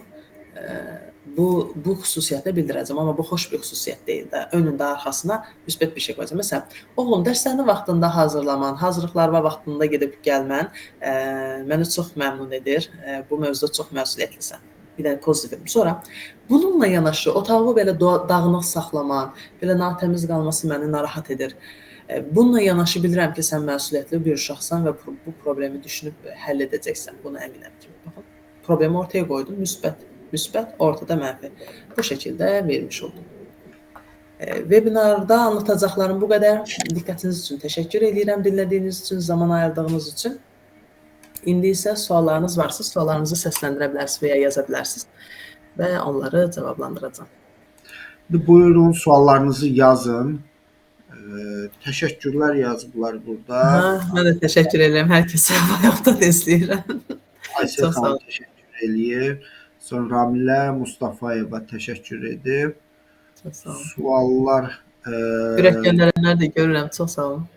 Gülüstan xanım əlini qaldırıb. Kim canlı Buyurun. sual vermək istəyirsə, əlini qaldıra bilər.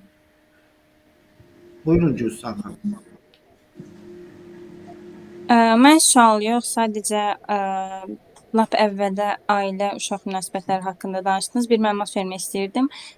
Filmdən istinad eləyəcəm. Deməli, mən bir film izləmişdim. Bu filmdə bütün arzu və istəkləri ailəsi tərəfindən reallaşdırılmış bir qız uşağı, digər tərəfdən isə maddi vəziyyəti yaxşı olmayan, arzu və istəklərində belə məhdudiyyət müşahidə olunan bir qız uşağı qarşılaşdırılmışdı. Birinci qızda asosiallıq var idi, sadizm, aqressiv davranışlar, apatiya, özgüvən problemləri, özünə qapanıqlıq və s. kimi mənfi hallar müşahidə olunurdu. Digər qızda isə maddi vəziyyəti pis olmasına baxmayaraq daha çox şən, ətrafa belə deyim, səhra eynəklə baxan bir qız obraz yaradılmışdı. Deməli bunlarda birinci qızda bütün istəklərinə yerinə yetirilmiş, yəni heç yox deyilməmiş bir qız idi. Buna görə uşaq belə deyim, xəyal qurmağı bacarmırdı. Yəni bilirsiniz ki, uşaqda əsas uşaq vaxtında xəyal qurma kimi, yəni uşaqla vaxtında xəyal qurmalıdır. Digər qızda isə maddi vəziyyəti pis olmasına baxmayaraq daha çox ətrafa şən yanaşırdı. Yəni bunlar qarşılaşdırılmışdı. Bəli. Yəni uşağa yox demək lazımdır ki, uşaq artıq öz xəyal və istəkləri, arzuları üçün çalışsın. Yəni bunun üçün məsələn belə deyim, sən əgər bugün 5 alsan, mən sənə bunu eləyəcəm, bu istəyini yerinə yetirərəm. Yəni uşaq bunun üçün bir çaba göstərməlidir. Yəni əks halda onun üçün, onun inkişafı üçün dezavantaj bir vəziyyət yaranmış olur. Belə bir şey deyim sizə. Şəxsiyyət inkişafında belə yaranır. 0-2 yaş düşünün. 0-2 yaşda uşaq ağlayan kimi məmə verilir və altı təmizlənir və 0-2 yaş narsistliyin pik həddi kimi götürür. Yəni psixologiyada belə götürülür ki, 0-2 yaşda uşaq valideyni özünün bir necə deyim, xidmətçisi kimi, yəni hər an mən istəyəcəm, istədiyim zaman da bunlar geri gələcək kimi düşünür. Bir az sonra artıq uşaq ağlamaya başladığı zaman ana deyir ki, məsələn, hal-hazırda yeməyi hazır eləyirəm, bir neçə dəqiqə döz, bir neçə dəqiqə verəcəm kimi. Uşaq artıq səbr etməyi, istədiyinin istədiyi anda olmadığını öyrənmiş olur. Bu marshmallow testi var, yəqin YouTube-da görmüsünüz. Uşağın önünə bir qabda lokum qoyurlar və deyirlər ki, indi də yeyə bilərsən bunu və ya mən də çölə çıxacam, mən qaydana qədər gözləyərsənsə ikinci bir lokum daha verəcəm sənə.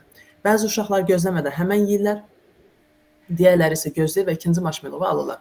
15-20 il sonra bu uşaqlar təkrar tədqiqat aparıb izləyirlər ki, görə həyatlarında necə bir fərq var və baxırlar ki, ikinci marshmallow üçün gözləyən uşaqlar özlərini akademik olaraq daha gözəl inkişaf etdirib, amma gözləmədən səbirsiz, yəni daha impulsiv olan həmən marshmallow yeyən uşaqlar isə soğan olsun, nağda olsun misalı var bizdə. Yəni qısa müddətli hazır ləzzəti tərcih edən olduqları üçün özlərini çox da inkişaf etdirə bilməyiblər. Sizin o dediyiniz məsələn, uşağa yox demək, əlbəttə ki, biz uşağa yox deməliyik. Buna amma sağlıqlı olana, psixologiyada biz deyirik, optimal qırılma deyirik buna, optimal qırılma. Yəni, məsələn, uşaq yemək istəyir, ana deyir ki, oğlum, hal-hazırda yemək hazır deyil, 1 saat sonra hazır olacaq, xahiş edirəm, otağa get və oyna, 1 saat sonra gələcəksən və yemək yeyəcəksən. Bu, optimal bir qırılmadır. Yəni ki, uşaq artıq səbr etməyi, durmağı yoxdur ya da uşaq limonlu keks istəyir. Oğlum, bugün işdən çox yorğun gəlmişəm, dinlədim, yəni sən dinlədim, anlayıram, belə bir ehtiyacım var. Bununla yanaşı hal-hazırda evdə limon yoxdur və ya bu həftə mən limonu ala bilməyəcəm ya da bu gün çox yorğunam, amma sənin bu istəyini nəzərə alıram, bunu bazar günü həyata keçirə biləcəm kimi. Bu da yəni optimal bir qırılmadır. Yəni yoxları deməliyik təbii ki, biz uşağın hər istədiyini verəriksə, sizin dediyiniz o variantda nə olur bilirsizmi? O çox zəngin ailədəki. Sadəcə dayanmadan uşağın hər istəyini hə dediyimiz zaman haqlılıq şeması yaranır. Narsistlik yaranır. Yəni mənim hər şeyə haqqım var, mənim hər dediyim olmalıdır kimi özünü hər bir şeydə haqlı görən, bəli və xəyal qurmayan, özünü yormayan insanlar yarana bilər. Təbii ki, bu doğru deyil. Buradakı ünsiyyətdə dediyim şey yox deməyin deyil, yox deyəcəyik. optimal qırılmalarla, yəni sağlam şəkillərdə ya da oğlum bunu hal-hazırda belə etmən doğru deyil kimi ya da istəklərini də ertələyəcək və ertələməyə öyrədəcək. Xərclik məsələsində də elədir ki, necə ki 6 yaşda deyək ki, biz 2 günlük xərclik veririksə, yaş artdıqca həftəlik, yaş artdıqca 2 həftəlik, yaş artdıqca 1 aylıq. Bu da eyni şəkildə uşağa övladı bu pulu 2 həftəyə çatdırmayı öyrən. İstərsən 1 gün xərclə, istərsən 2 həftə boyunca 20 qəpikdən 1 manatdan xərclə, amma 2 həftəyə çatdır, amma sənə bu qədər xərclik veriləcək kimi. Sınır qoyulmalıdır təbii ki, yox da deyilməlidir. Sadəcə sağlam sərhədlər çərçivəsində belə götürülür. Belə. Təşəkkür edirəm cavabınıza görə. Burada həm də frustrasiyaların, tələbatların frustrasiya olunmasından da yəqin ki danışmaq olardı. Yəni növbəti tələbatın yaranması üçün ondan öncəki biraz frustrasiyaya məruz qalmalı idi. Aysel xanım fikir yazıb ki, mən və sən barəsində daha ətraflı canlı görüş seminar mümkündürmü? Kamil müəllim, bəlkə təşkil eləyər, bilmirəm hələ ki. Əgər sizin vaxtınız olarsa, biz bazar günləri bizə məkan verən tərəfdaşımız var. Bir dəfə sizə uyğun olsa, gəlib öncədən onun sxemini quraq. Elə adı da olsun mən dili. Olsun. Pasientlərimlə adətən ünsiyyət problemi olanlarda işləyirəm bunu. Seanslarda belə öyrədirik. Axı biz psixotəlim də veririk. Bəli. Düzgün ünsiyyət, düzgün danışıq, çəkinmədən özünü anlatmaq. Suallar Zülfiyə Səlimxanova əlini qaldırıb. Buyurun. Yazan yoxdur sual olaraq, əlini qaldıranlar var. Axşamınız xeyir Kamil müəllim, Lətifə xanım. Maraqlı təlimə görə təşəkkür edirəm. Məndə belə bir sual olacaqdı. Biraz da məsləhət xarakterli istəyərdim. Oğlum var, 2 yaş 7 aylıqdır. Nitqində müəyyən qədər ləngimə gedir. Nə mənada? 9 ayından yaş yarımlığa qədər normal bir söz bazası yığan uşaq birdən-birə, yəni heç bir fiziki qüsuru olmadan ya da belə deyək də, özüm də müəllim olduğum üçün biraz peşəmə uyğun da olaraq onun o yaşki dövründəki inkişafı çox böyük əhəmiyyət verdiyim üçün ya qorxmurdu. Onun yanında televizorda belə müəyyən qədər reqlament vardı ki, uşaq multikə baxmırdı. Amma ailə ilə yaşayan bir ailədə elə bir şey var ki, bilirsiniz, babaya, nənəyə televizora baxma demək biraz pis çıxır, amma onlar baxanda belə uşağı nəzərə alaraq baxdığı şeydə də, yəni uşağın qorxacağı heç bir amil yox idi. Amma birdən-birə nitqi dayandı. Sonra 2 yaşına qədər gözlədim, müəyyən müddət bak terapiyasına da apardım, onu psixoloqla da məşğul oldu. Sadəcə hava şəraiti, yayıldığı virusa görə indi uşağı çox da o cəmiyyət arasına çıxartmaq istəmədiyim üçün dayandırdım. Uşağın dayanmasının səbəbi sizcə nə ola bilər? Bir də belə bir şey deyim, biz ləzgiyik və uşaq 3 dilli bir ailədə böyüyür. 3 dilli ailələrdə bu problem ola bilər, amma onu da deyim də, yəni ki, adətən bu şəkildə olan ailələrdə uyğun görülür ki, bir dilə keçilsin. Əgər uşaqda sıxıntıya səbəb olarsa, o dövrdə bəzi uşaqlarda bu yarana bilir. Bəli, bir neçə dil varsa bir ailədə, deyək ki, məsələn, ana Azərbaycanca danışır, ata rusca danışır, nənə türkcə danışır kimi, o zaman problem yarana bilər. İkinci məsələsi, baxın, burada mən bir şey deyə bilməyəcəm, çünki bir professional mütəxəssis tərəfindən dəyərləndirməlidir. Bir psixiatr tərəfindən ki, hansı bir diaqnozu varmı? Hansı bir spektr pozuntusu olsun, inkişaf pozuntusu olsun. Onu yoxladı, o çıxmadı. Psixiatrda yoxladınız. İkinci məsələ, aparırsınız bir psixoloji mərkəzdə uşaq dəyərləndirmə testləri var. Dəyərləndirmə testlərindən keçir ki, məsələ nədir? Sonra, yəni bəzən bu psixolojik sizin fark etmədiyiniz hansı bir travmadan da yarana bilir. Məsələn, uydururam özümdən. Məsələn, uşaq atasının sevgilisini görmüşdür, amma anasına demək istəmir, dili tutula bilir. Uşaq bir avariya görmüşdür, bir arkadaşının anası ölmüşdür. Yəni, bəzən sizin heç təsəvvür belə edəməyəcəyiniz bir situasiyada uşağın dili tutula bilir. Əslində, bilirsiniz, belə bir şey olmuşdu. Yəni, 4 aylıq uşaq bunu nə qədər hiss edər, onu bilmirəm açıqcası. Amma uşaq ana südü ilə qidalanan uşaq olub və o 4 aylıqkən mən korona keçirdim və 10 gün boyunca ümumiyyətlə məni görmədi. Ondan sonra mənim yanıma geri qayıtdıqdan sonra həm ana südünə qarşı qidalan, həm mənə qarşı da, ümumiyyətlə mənə qarşı da emosional olaraq o vaxta qədər olduğundan fərqli olaraq, yəni məsələn o vaxta qədər sadəcə südü yemək olaraq görürsə, burada artıq emosional bir bağlanma oldu və hətta onun süddən kəsmə müddətində normal olaraq uşaqlar 2 yaşında kəsilir. Üzr istəyirəm, biraz da şəxsi bir mövzuya toxunmuşam, amma bu uşaq 2 yaş yarıma qədər israrla, qışqıraraq, başını vuraraq, emosional cəhətdən, yəni aqressiv bir formada güclə. Bəli, demək ki, baxın, onsuz da doğulandan etibarən bu uşaq üçün sadəcə fiziksel qida deyil də, bu həm də ana ilə təmasdır, həm də güvəndə hiss etməkdir, həm də ananın duyğularını alır, ananın nə hiss etdiyini hiss edir. Birdən-birə 10 gün siz orada bilirsiniz məntiqlə ki, koronavirussuz və toxunmağınız görməyiniz mümkün deyil. Amma uşaq səbəbinin nə olduğunu bilmir və birdən-birə güvəndiyi, toxunduğu qaynaq onunla aralandığı üçün qayğı əmələ gəlmiş ola bilər, qayğılı bağlanmış ola bilər artıq sizə və içindəki o yenə təkrar itirərəmsə, ya yenə həyatımdan çıxarsa, ya yenə təkrar itirərəmsə qayğısıyla daha möhkəm, bağımlı şəxsiyyət deyilir. Diaqnoz kimi deməyim, ya bunlar ehtimallardır, fərziyyələrdir, yəni bağımlı hala gələ bilər. Südü israrla davam etdirə bilər. Bu vasitə ilə çünki sizlə bağ qurur və qopmur. Çünki qopmaqdan və təkrar ayrı qalmaqdan qorxmuş olur. Əgər psixiatra aparmısınız, diaqnoz olaraq sizə deyirlər ki, heç bir sıxıntı yoxdur, psixiatrik bir məsələ yoxdur. Deyərdim ki, uşaq psixoloqu ilə davam edin. Oyun terapiyaları ilə məsələn bu aşkarlanır, ortaya çıxarılır, bir şeylər edilə bilər. Oyun terapiyası ilə uşaq anlatmaq istədiyini oyunla və başqa şeylərlə anlatır. O qusur da, yəni içindəki o qorxunu, qayğını və s. daha sonra yavaş-yavaş loqopedlər dili üzərində işləyə bilir. Yenə də mütəxəssisə müraciət edin, dayandırmayın deyərdim. Bu keçici bir mutizm ola bilər. Yəni əgər uşaq 5 yaşından kiçiksə, yəni mutizmi yaranması zaten normal bir haldır ki, travma yaşayıbsa, müəyyən mühitdə ola bilər, nə isə hansısa ortamda danışmaya bilər hadisəni və yaxud da ki, özünü komfort alanında danışa bilər sadəcə. Bəli, güvəndə hiss etmədiyi yerlərdə danışmaz ya da istəmədiyi yerlərdə danışmaz. Bu da yenə, yəni onu da uşaq psixoloqu ortaya çıxaracaq da, oyun əsnasında, oyun terapiyaları ilə, uşaqlara məxsus terapiya ilə, yəni yenə ortaya çıxacaqdır. Ən gözəli sırf bu yöndəki bir mütəxəssislə görüşdürməkdir. Okay, sualımız var burada. Deməli, Aytəkin İbrahimova soruşur ki, 1-6 yaşlı uşaqlar ağlayarsa, aqressiyası olarsa, o zaman nə etməliyik? Sonra davam elətdirir burada. Və ya impulsiv uşaqdırsa, bu zaman necə yanaşmalıyıq, ünsiyyət problemi olmasın?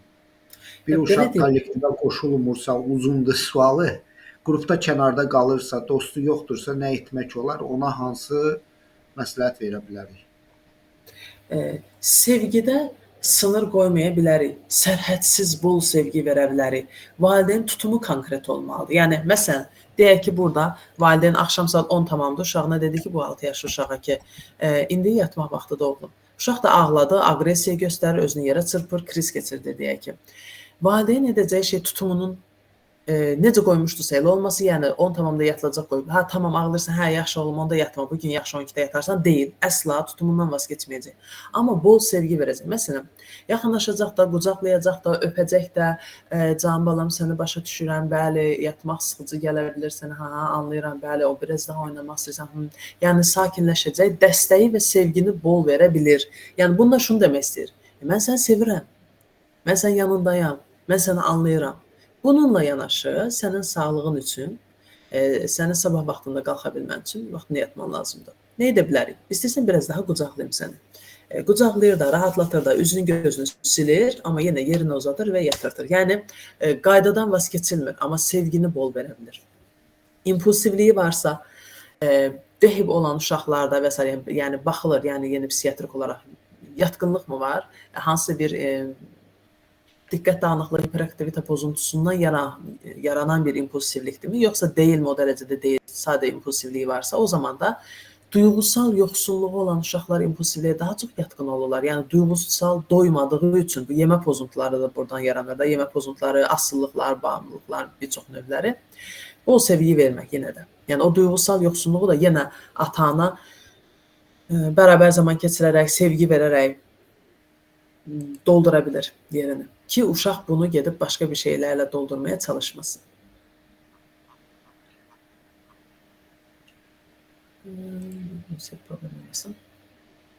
Kollektivə qoşulmur, qrupda kənarda qalırsa, dostu yoxdur. Dəyərli məsləhətdən ən gözəli ən başda problemin fərqinə varmaq. Nə baş verir bilmirik. Məsələn, belə suallar verərək öyrənin. Oğlum, məsələn, işte sənin üçün qrupda olmaq nə mənaya gəlir? Dostlarınla bir yerdə olmaq nə mənaya gəlir? Səncə onlar sənin haqqında nə düşünürlər? Sən nə düşünürsən? Bir söz desən nə ola bilər? Necə reaksiya verə bilərlər? Yəni onun düşüncəsini öyrənirik. Ona görə, onuncası, yəni onun varsayımı nədir? Məsələn, ana söz desəm güləcəklər. Ana məni döyərlər, ana məni aralarına almazlar.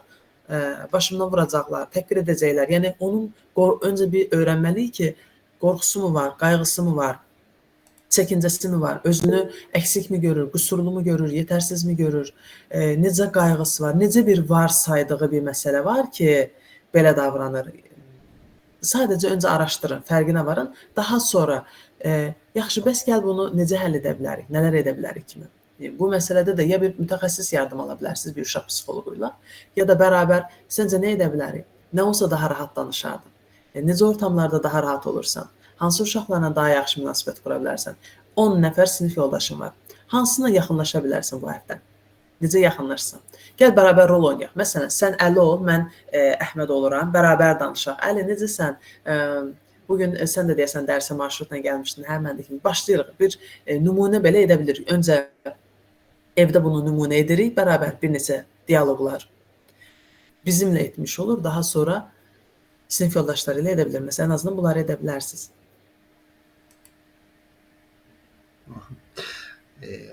Ekspozisiyalardan keçirik Xəyalə xanımın sualına. Uşaqlarda təhsillə əlaqədar yönləndirilərkən onları müəyyən vədlərlə motivasiya etmək doğrudur, yoxsa oxumağının və oxumamağını onun həyatına, gələcəyinə edəcəyi təsirləri real olaraq anlatmaq mı doğrudur?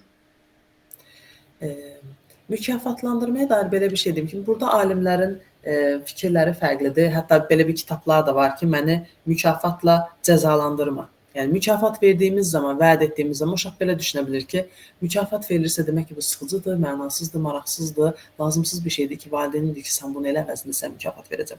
Belə yanlış bir düşüncə ola bilər və bəzi mütəxəssislər mükafat verməyi uyğun görmür.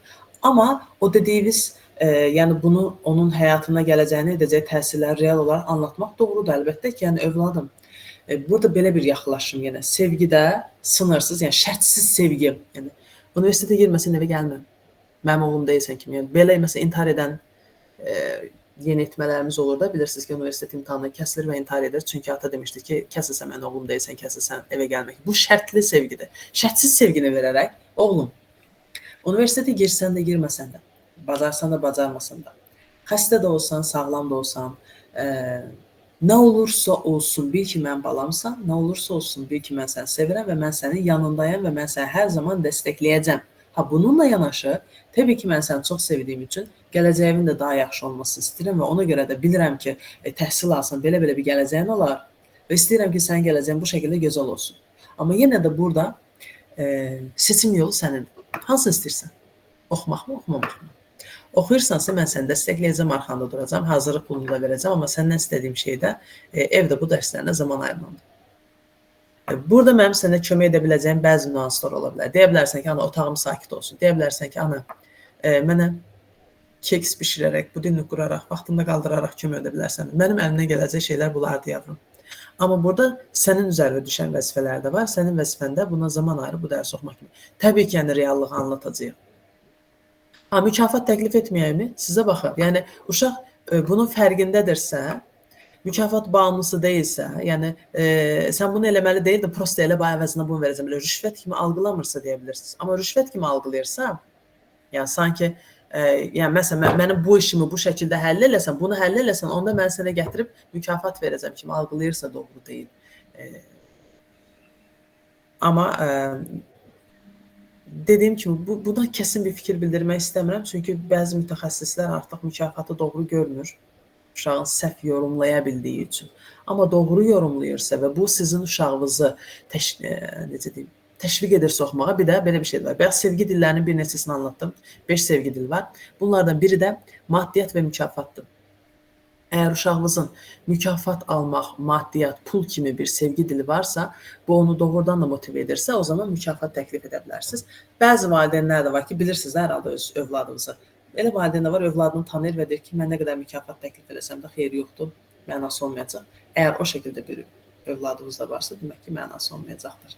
Ən gözəl siz qəlbinizi dinləyin. Valideynlərin iç sezgiləri gözəl olur. Övladlarını yaxşı tanıyırlar. Özünüz əlinizi qəlbinizə qoysanız biləcəksiniz, hiss edəcəksiniz hansı daha doğrudur. Başqa bir sual görmürəm hazırda. Təşəkkürlər.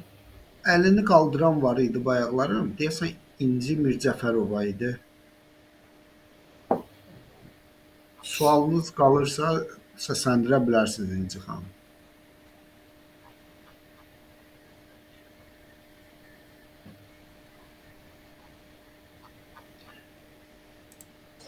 Yox, mən təşəkkürümü bildirəcəydim ki, çox gözəl, səlist, rahat və çox anlaşılan dildə izah eləyir.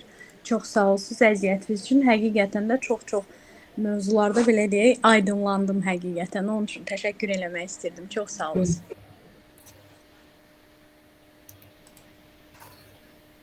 Hətta təşəkkür etmək üçün də siz mikrofonunuzu aça bilərsiniz. Təşəkkür edirəm bir də. Çox sağ olun. Sağ olun, sağ olun.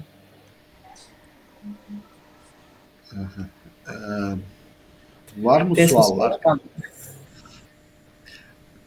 Mən gözləyirdim ki, suallar daha çox olacaq. Biz elanda sizin birinci tip təhsilinizi də yazmışdıq, nevrologiya bağlı. Mən dedim, yəqin iştirakçılar bunu fürsət bilib daha çox fəallıq göstərərlər suallar baxımından.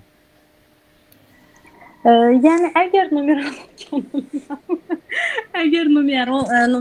ilə bağlı, yəni belə deyək də, dünən bir fikir eşitdim ki, bəzəndir hamının həyatında tez-tez rast gəlinən bir rəqəmlər olur. Deyək ki, sadə baxırıq, anidən yazılır 22 və ya belə deyək də, hər hansı bir yerdə gedirsən, dayanmadan eyni sözü görürsən də, deyək ki, hərədə bir cürdür, bəlkə inanca bağlıdır, Allah görürsən, bir deyir, dayanma sözü görürəm. Mən bilmək istəyirəm ki, bu həqiqətən adamın inancı ilə bağlıdır. Yəni, bəlkə də 22-22-ni görürəm, heç başqa rəqəmləri görmürəm və beynimə inandırmışam ki, hə, bu 22-22-də nəsə var, yoxsa o doğrudan da elə bir şey var o numerologiyada. İnci xanım, mən nevrologiya dedim, siz numerologiyaya getdiniz. Mən nevrologiya anlamadım, mən numerologiya anladım, özürlü sayaq. Tamam. Buyurun. Niçivo, mənim nevrologiya ilə bağlı da sualım var. Olarsa verim. Onsuz da əgər sual verən yoxsa və mütləq sizə sual vermək, mən soruşa bilərəm. Davayçı mən soruşum. Значит, mənim 14 yaşında oğlum var. Bu yaxınlarda, belə deyək, məktəbdə bir xoşagəlməz bir hadisə yaşayıb. Deyək ki, musiqi müəlliməsi yersiz bir aqressiya göstərib, qapıya təpi ilə çırpıb məktəbdə. Bu hadisədən sonra uşaqda deməli tez-tez yatmazdan əvvəl sidiyə getmələr olur və bu belə deyək, 1-2 dəfə təkrarlanırdı. Ondan sonra bu çoxaldı 3 dəfə. Yəni yatana qədər baxırsan ki, otağın qapısı açılır, örtülür. Nəysə buna bir dəfə qayıtdım ki, niyə sən elə tez-tez açıb örtürsən qapını? Dedi ki, mən tualetə gedirəm. Daha sonra mən dedim ki, sən axı bayaq getdin, 3 dəqiqə əvvəl getmisən. Nəyə görə sən yatırsan, çoxlu. Nəysə bunu psixoloqa danışdım. Psixoloq da dedi ki, nevropatoloqla bağlıdır. Yəni vaxt baxımdan hələ ki gedə bilməmişəm, apara bilməmişəm və mənə maraqlıdır ki, bu nə kimi bir nevroloji bir problem ola bilər onda? Əgər uşağınız xarakter olaraq mizac rol oynayır yaranan sıxıntılarda da, xarakter olaraq mükəmməliyyətçi, idealist, planlı, proqramlı, yəni bir yerə gedəcəmsə gecikməyim, bir şey edəcəmsə ən doğru, ən gözəl şəkildə etməyə çalışım, belə insanlar olur da, belə yəni həssas bir uşaqdırsa, belə deyim də, məsələn, necə ki, biz tibdə o vaxt keçəndə dedik ki, siz də bilirsiniz ki, 120 kilo çəkidəki bir insan biz bilirik ki, xəstələnsə, şəkər olar, təzyiq olar, bir insan 40 kiloya düşübsə, vərəm olmaya daha yatqındır kimi. Hansı ki, xarakterdən geçsə, temperament olaraq övladınız bir mizacsızsa, deyək ki, ya da 4 mizacsızsa, yəni həssas, mükəmməliyyətçi, səhv etməkdən qorxan, yetərli olmaya çalışan, mükəmməl olmaya çalışan bir xarakterdirsə, müəllimin bir davranışı, hər hansı bir aqressiya ya da travma onda bir takıntıya gətirib çıxara bilər. Dayanmadan tualetə getmək, əgər ki, uroloji bir səbəb yoxdursa, yəni tibbi olaraq öncə mütləq üzvi səbəb araşdırılmalıdır hər bir şeydə. Yəni baxdınız ki, uroloqa da apardınız, baxdınız ki, yox, tibbi deyil, arxansınız artıq bu mövzu ilə əlaqəli. O zaman bir uşaq psixoloqu və ya uşaq psixiatrı, nevroloq deyil bu mövzuda. Niyə? Çünki bu OKB-yə daha çox oxşayır. Yəni obsessiv kompulsiv pozuntuya, takıntıya daha çox bənzəyir. Yəni takılır. Amma burada nə oldu ki, bu uşaq takıldı? Takıntı da bilirsiniz nədən yaranır? Yəni bu uşaq bir duyğu yaşayıb da orada. Amma bu duyğunu bastırır. İndi müəllim də, yəni müəllimə qarşı bunu ifadə etmir, amma bir duyğunu bastırınca bu duyğunu başqa bir şeyə çevirə bilir. Ya da bilmirəm artıq axı bu individualdır psixologiya, fizika və riyaziyyat deyil də. Mən deyim ki, 2 dənə 2 hər yerdə 4 eləyir. Bəli, riyaziyyat olsa belə deyərdim. Siz desəz ki, əlimdə 3 var, necə eləyim ki, 4 olsun? Deyərəm ki, üstünə 1 gələn 4 olacaq. Kesinliklə bax bu belədir. Amma psixologiyada burada uşağın özünün düşüncəsinə baxmaq lazımdır. Tualetə tez getməsən balam nə ola bilər? Sənin üçün nə anlama gəlir ki, açıq uclu suallar, bayaq dediyi açıq uclu suallar verin. Qoy uşaqlar uşağınız canlandırsın. Cavablandırsın bunu. Ki, məsələn, ana, onda mən yatağımı batıraram, onda mən bacarmaram, onda mən nəsə xəta etmiş olaram, səhv edərəm, onda mən danlanaram, onda müəllim hirslənər, onda müəllim döyər, söyər, qapıya vurar. Şərt deyil ki, bir də uşağınızın bilavasitə özünə travma vermiş olsun.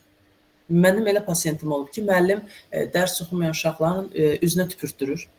Bir uşaq gəzir və dərsi həmin gün oxumayan uşaqların üzünə tüpürür. Düzdür ki, bu qızın üzünə tüpürmür, amma yəni hər an sənin də üzvə tüpürülə bilər qorxusu belə bir travma yaranması səbəb. Yəni şərt deyil ki, övladımıza bilavasitə travmanın DSM-5-ə görə onsuz da tanısı budur ki, ya bilavasitə öz başına gələn bir şey, məsələn, bilavasitə tacizə uğrasa mənim başıma bir şey gəldi. Şahid olmaq, yəni görmək, müəllimin elədiyi bir davranışı, kiməsə elədiyini, nəsə elədiyini görərək ya da yaxınlarının başına gələn bir şeyi eşitmək və ya bu haqda məlumat almaq kimi. Öncə ilk başda oğlunuz, oğlum güvəndəsən, rahatsan, evdəsən, mən sənin yanındayam, nə baş verir mənə anlata bilərsən, nə hiss edirsən, nə yaşayırsan, sənin üçün nə anlama gəlir bu, nədən qorxursan, saxlayamamaqdanmı, batırmaqdanmı, danlanmaqdanmı, qorxma, bir şey olarsa mən səni danlamaram, təpik vurmaram, döymərəm, belə bir şey olmayacaq, evimizdəsən və güvənlisən. Yəni onu rahatlatmaq, çünki stres də düz mütənasibdir OKB. Nə qədər stresi yüksək olarsa, o qədər takıntısı artmış olur, qayğısı da düz mütənasib artmış olur. Nə qədər güvəndə və rahat hiss edərsə, çözülmüş olur. Və ya bir uşaq psixoloquna bir neçə seans apara bilərsiniz bu travmasını.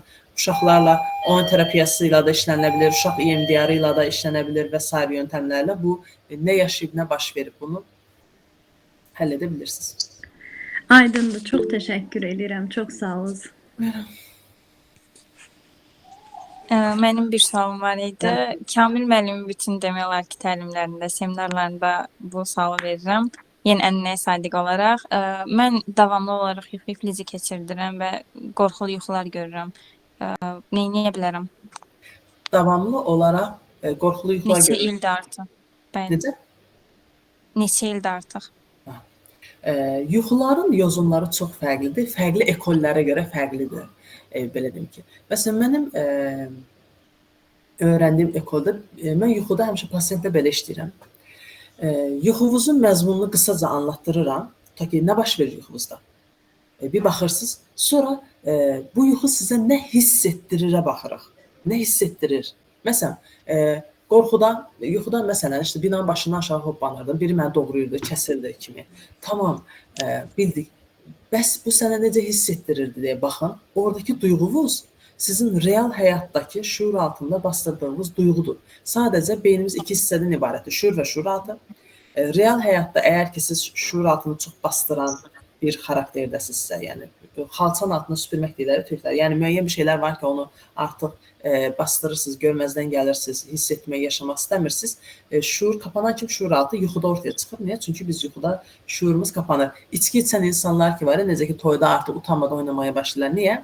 Çünki etil spirti qanımızda müəyyən bir miqdara gəlib çatınca şuuru blok edir və şuur altı ortaya çıxır. Şuur altına axı din, əxlaq, mədəniyyət, cəmaət nə deyərlər yoxdur və bu insanlar çox rahat olduğu üçün cəsarət artmış olur və özlərini ortaya qoymuş olurlar.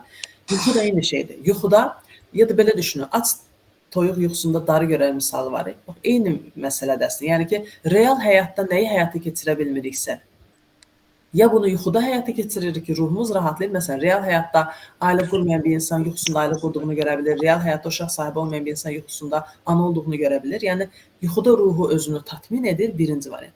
Ya da sizinki kimi qorxulu yuxular görəndə bunu bir neçə seans hipnozla, EMDR-la, yəni bir neçə seans işləyib tamamilə bitiririk. Uzağı 2 seans çəkə bilir bu adətən pasientlərin həyatını görürəm. Yəni mütləq ki, yuxularında işləyirik. Çünki yuxu bizə bir şey anlatır. Adətən də bu qorxumuzdan gedib çıxacaq. Böyük ehtimal ki, uşaq yaşlarınızda aldığınız bir travmaya hansı bəsdir, amma bu Axşamınız xeyir.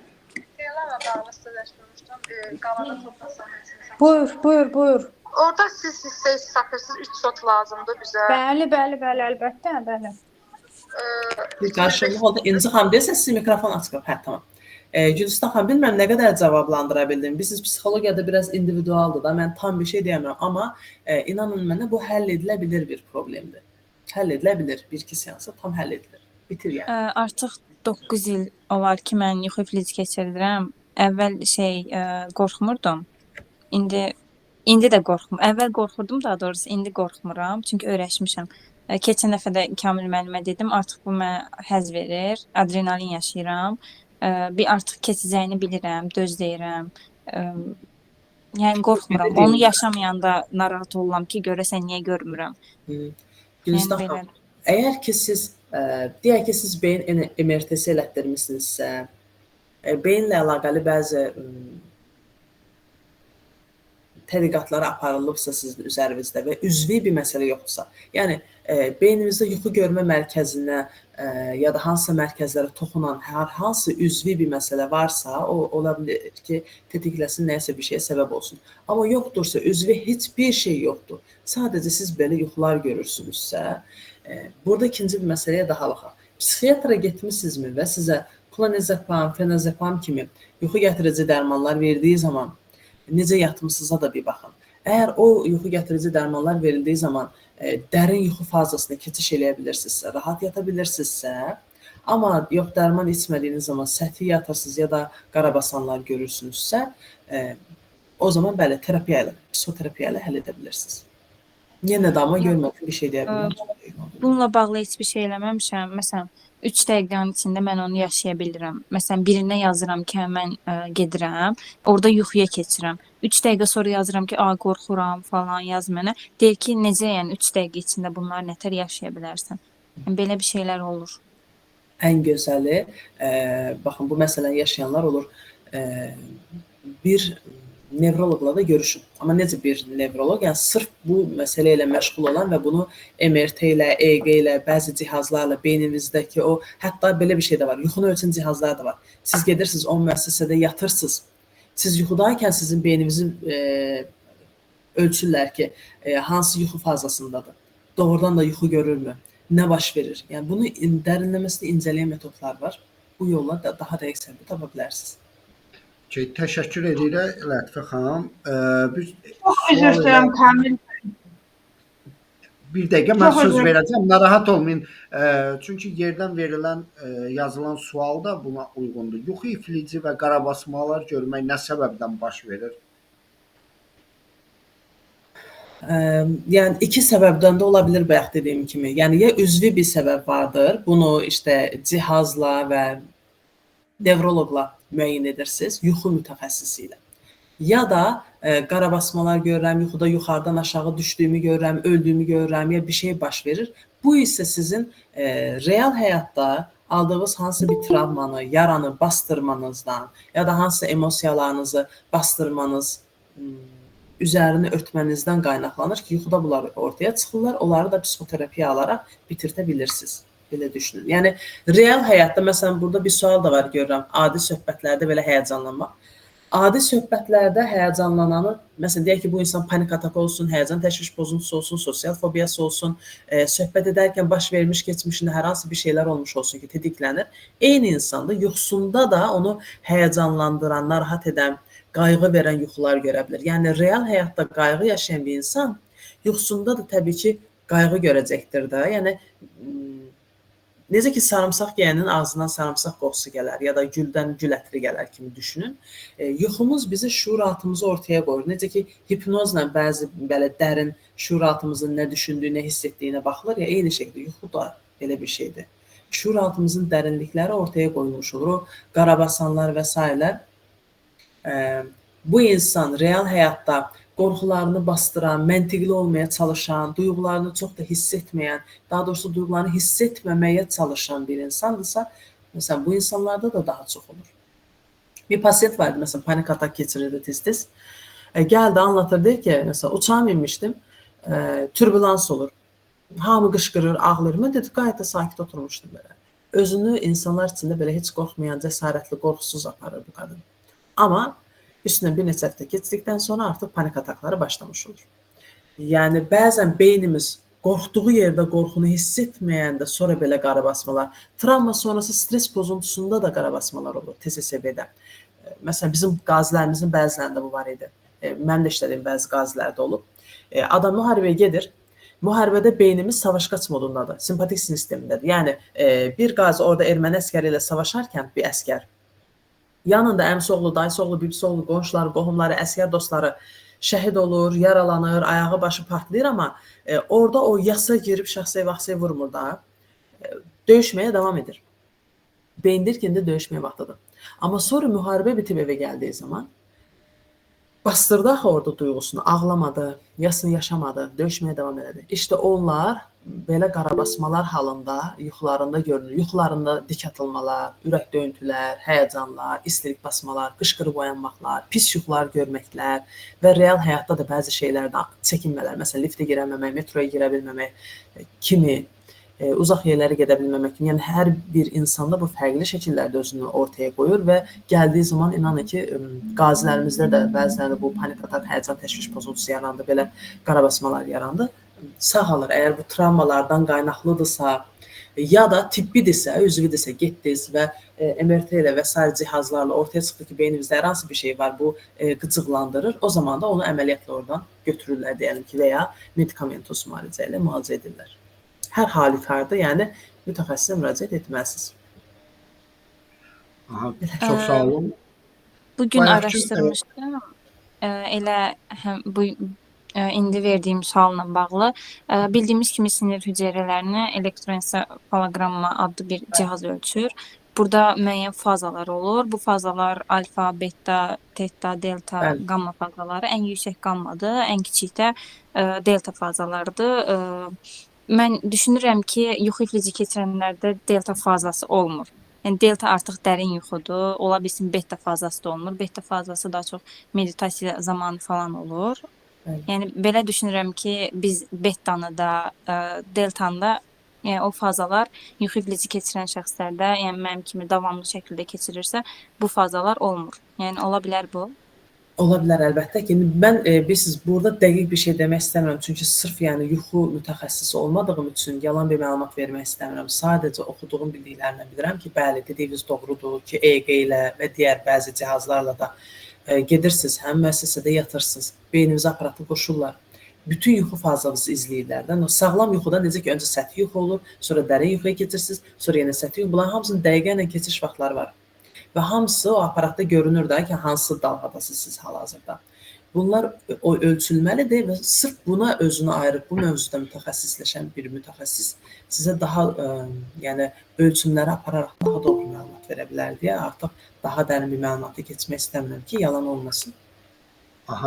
Təşəkkür edirəm. Sadəcə vaxtımız məhduddur deyə sonrakı sual verənlərdən də xahiş edirəm ki, çox qısaca verəsiniz suallarınızı. Bayaq kimi Zülfiyə xanım desəm danışmaq istəyirdim. Axşamınız xeyir. Mənim də problemim yuxundandır.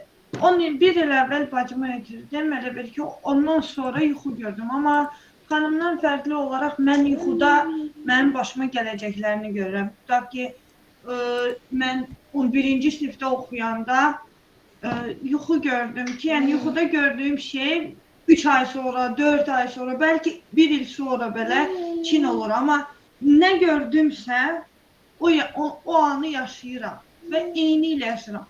Və bəzən də bilirsiniz necə, bu çox qəribə gəlir. Mən başqa yerlərdə ilk dəfə də hər hansı bir yerdə bunu deyirəm. Bacımın səsi ilə edirəm elə bil. Yəni bacım elə bilməli deyir ki, yəni bir dəfə belə bir şey olmuşdu. Bacım durdu, yuxu görürəm. Birdən oyandım, baxdım saat 6-dır. Yuxuda gördüm ki, bacım deyir, dur, indi qonaqlar gələcək. Deyirəm, səhər də 6-dır. Yəni bilirsiniz, oyandım, 1 saat sonra bizə qonaqlar gəldi. Hardansa gedənlər bizə gəldi. Başa düşürsünüz, necə çox qorxunc idi. Eyni ilə nənəm rəhmətə gedəndə bacım göstərir ki, 1 saat 10 olanda deyir, ölüm xəbərini eşidəcəksən. Getmə ona deyil. Yuxudan oyandım, qaçdım, gedim və düz saat 10-da nənəm rəhmətə getdi. Ki, yəni onun öləcəyini kimsə gözləmirdi o an. Bilirsiniz, yuxu bir aləmdir. Belə deyim də, məsələn, İslam dinində belə bir söz mən oxumuşdum ki, Peyğəmbər Efendimiz deyir ki, yuxu peyğəmbərlik cüzünün 400-dür, 400-ündən bir cüzü yuxudur deyə. Yuxu bir aləmdir və orada növləri var. Mənəvi yuxular var, şeytani yuxular var, nəfsi yuxular var, psixoloji sıxıntılarımızdan qaynaqlanan yuxular var. Yuxuların növləri çox fərqlidir. Və biz insanlar olaraq da hər birimiz bir mövzuda daha dərin ola bilirik. Bəzi insanlar necə ki, əl qabiliyyəti daha gözəldir, bəzi insanlar şəkil çəkməyə yatqındır, bəzilərin musiqi suluğu vardır kimi. Bəzi insanlar yuxu aləminə açıqdır. Bəzi insanların sezgiləri daha dərindir. Yəni, onlar sezirlər, hiss edirlər müəyyən bir şeyləri. Ya da yuxularında həqiqətən baş verə biləcəyi görən insanlar da var, hiss edən, yaşayan insanlar da var. Bu sadəcə, belə deyim, bacınızın yası ilə bağlı olsun, digər sıxıntılarınızla bağlı bir psixoterapiya ala bilirsiniz ki, əgər yas sürəcini sağlam bir şəkildə atlata bilməmişsinizsə, hələ də təsir edirsə, hələ də təsirlənirsinizsə, təsirindən çıxmamısınızsa, bir yas terapiyası almağınız uyğun görülür. Amma bundan kənar olaraq da yuxunuzda hər hansı bir həqiqəti görmək və ya bir neçə həftə və ya ay sonra doğrudan da oldu. Bəli, mənim də belə pasientlərim var və ətrafımda tanıdığım insanlar oldu. Bu insanlar biraz yuxu aləminə daha, türklər aşina olmaq deyil. Yəni, o həqiqətlərə daha açıq olan insanlar ola bilir. Yəni, burada bir sıxıntı yoxdur. Bunun çox dərinə gedib, neyi gördüm, qorxuram, ya gördüyüm yeni həqiqət olarsa, boş verin. Sadəcə terapiya alın və əmin olun ki, bəli, psixoloji sağlığınızla bağlı bir sıxıntı yoxdur ki. Yas haqqında düz dedik, yaşaya bilməm. 8-ci sinifdə oxuyordum və heç ağlamadım da, ağladığımı belə xatırlamıram. Bəli, işte bu sıxıntıdır. Bastırmaq, həddindən artıq bastırmaq, sonra fərqli şəkillərdə ortaya çıxa bilir, psixosomatikaya çevrilə bilir, fərqli ağrılara, yuxu pozuntusuna, iştah pozuntusuna, cinsel istəksizliyə və s. Ona görə də bir terapiya alın, rahatlığınız üçün, ruhi sağlığınız üçün. Buyurun Kamil bəy. Və rəhmətlikləri yola salmaq üçün. Bəli. Bəzən deyirlər ki, yuxuma girir və yaxud da ki, nəyisə xatırlatdı və s. Məndən əl çəkmir.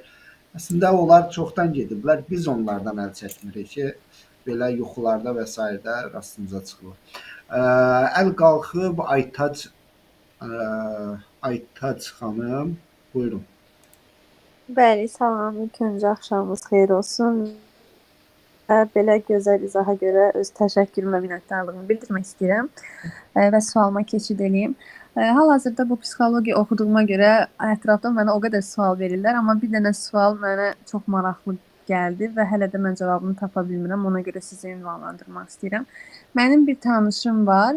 Mənə deyir ki, mən durduq yerdə kimləsə söhbət eləyən momentdə mənim eləcə uşaqlığım yadıma düşür və o uşaqlığımda da elə mənasız kadrlardır. Deyir, mən birinci dedim ki, bəlkə sənin ən xoşbəxt olduğun vaxtlar odur. Çünki anasını itiribdi 2 ildir. Deyirəm, bəlkə ona görə sən düşürsən həmən xoşbəxt olduğun vaxtlara.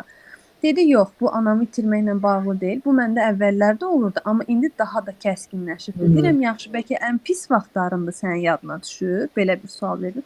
Dedi, yox, nə xoşbəxt olduğum, nə də pis olduğum vaxtlardır. Sadəcə bu axır zamanlar dəhşət dərəcədə çoxalıbdır. Məsələn, bilirsiniz nə yadına düşür? Hə, çöldə oturmuşdular, evdə remont gedirdi. Bu da burada oturub su içir. Mənasız, başa düşürsüz, heç bir xoşbəxt və bədbəxt bir hadisə deyil.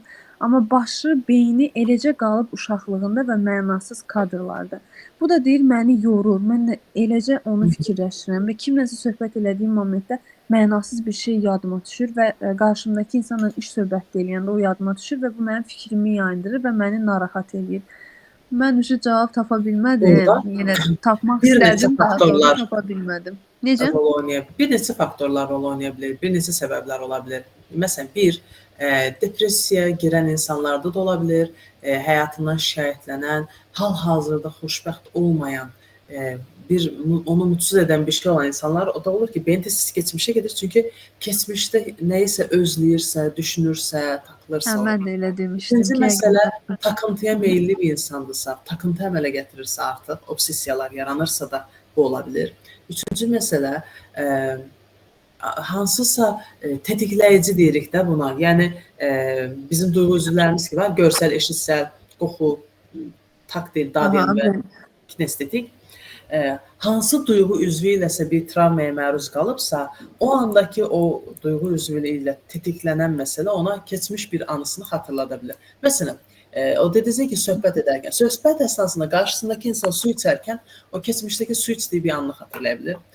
Söhbət edərkən, məsələn, pasientlərimdən belə bir nümunə verim sizə. Tutaq ki, bir qız bir evdə sarı divan olan bir yerdə, sarı divan üzərində tacizə uğrayıb. Sarı rəng bir şey gördüyü zaman özünü çox pis hiss edir və o keçmiş xatirəsi yadına düşür, görsəl. Ya da nənəsi pis hiss edərkən o ürək damcısı aparır verməyə, amma nənə keçinir. Məsələn, o damcını hiss etdiyi an o pis hiss edir.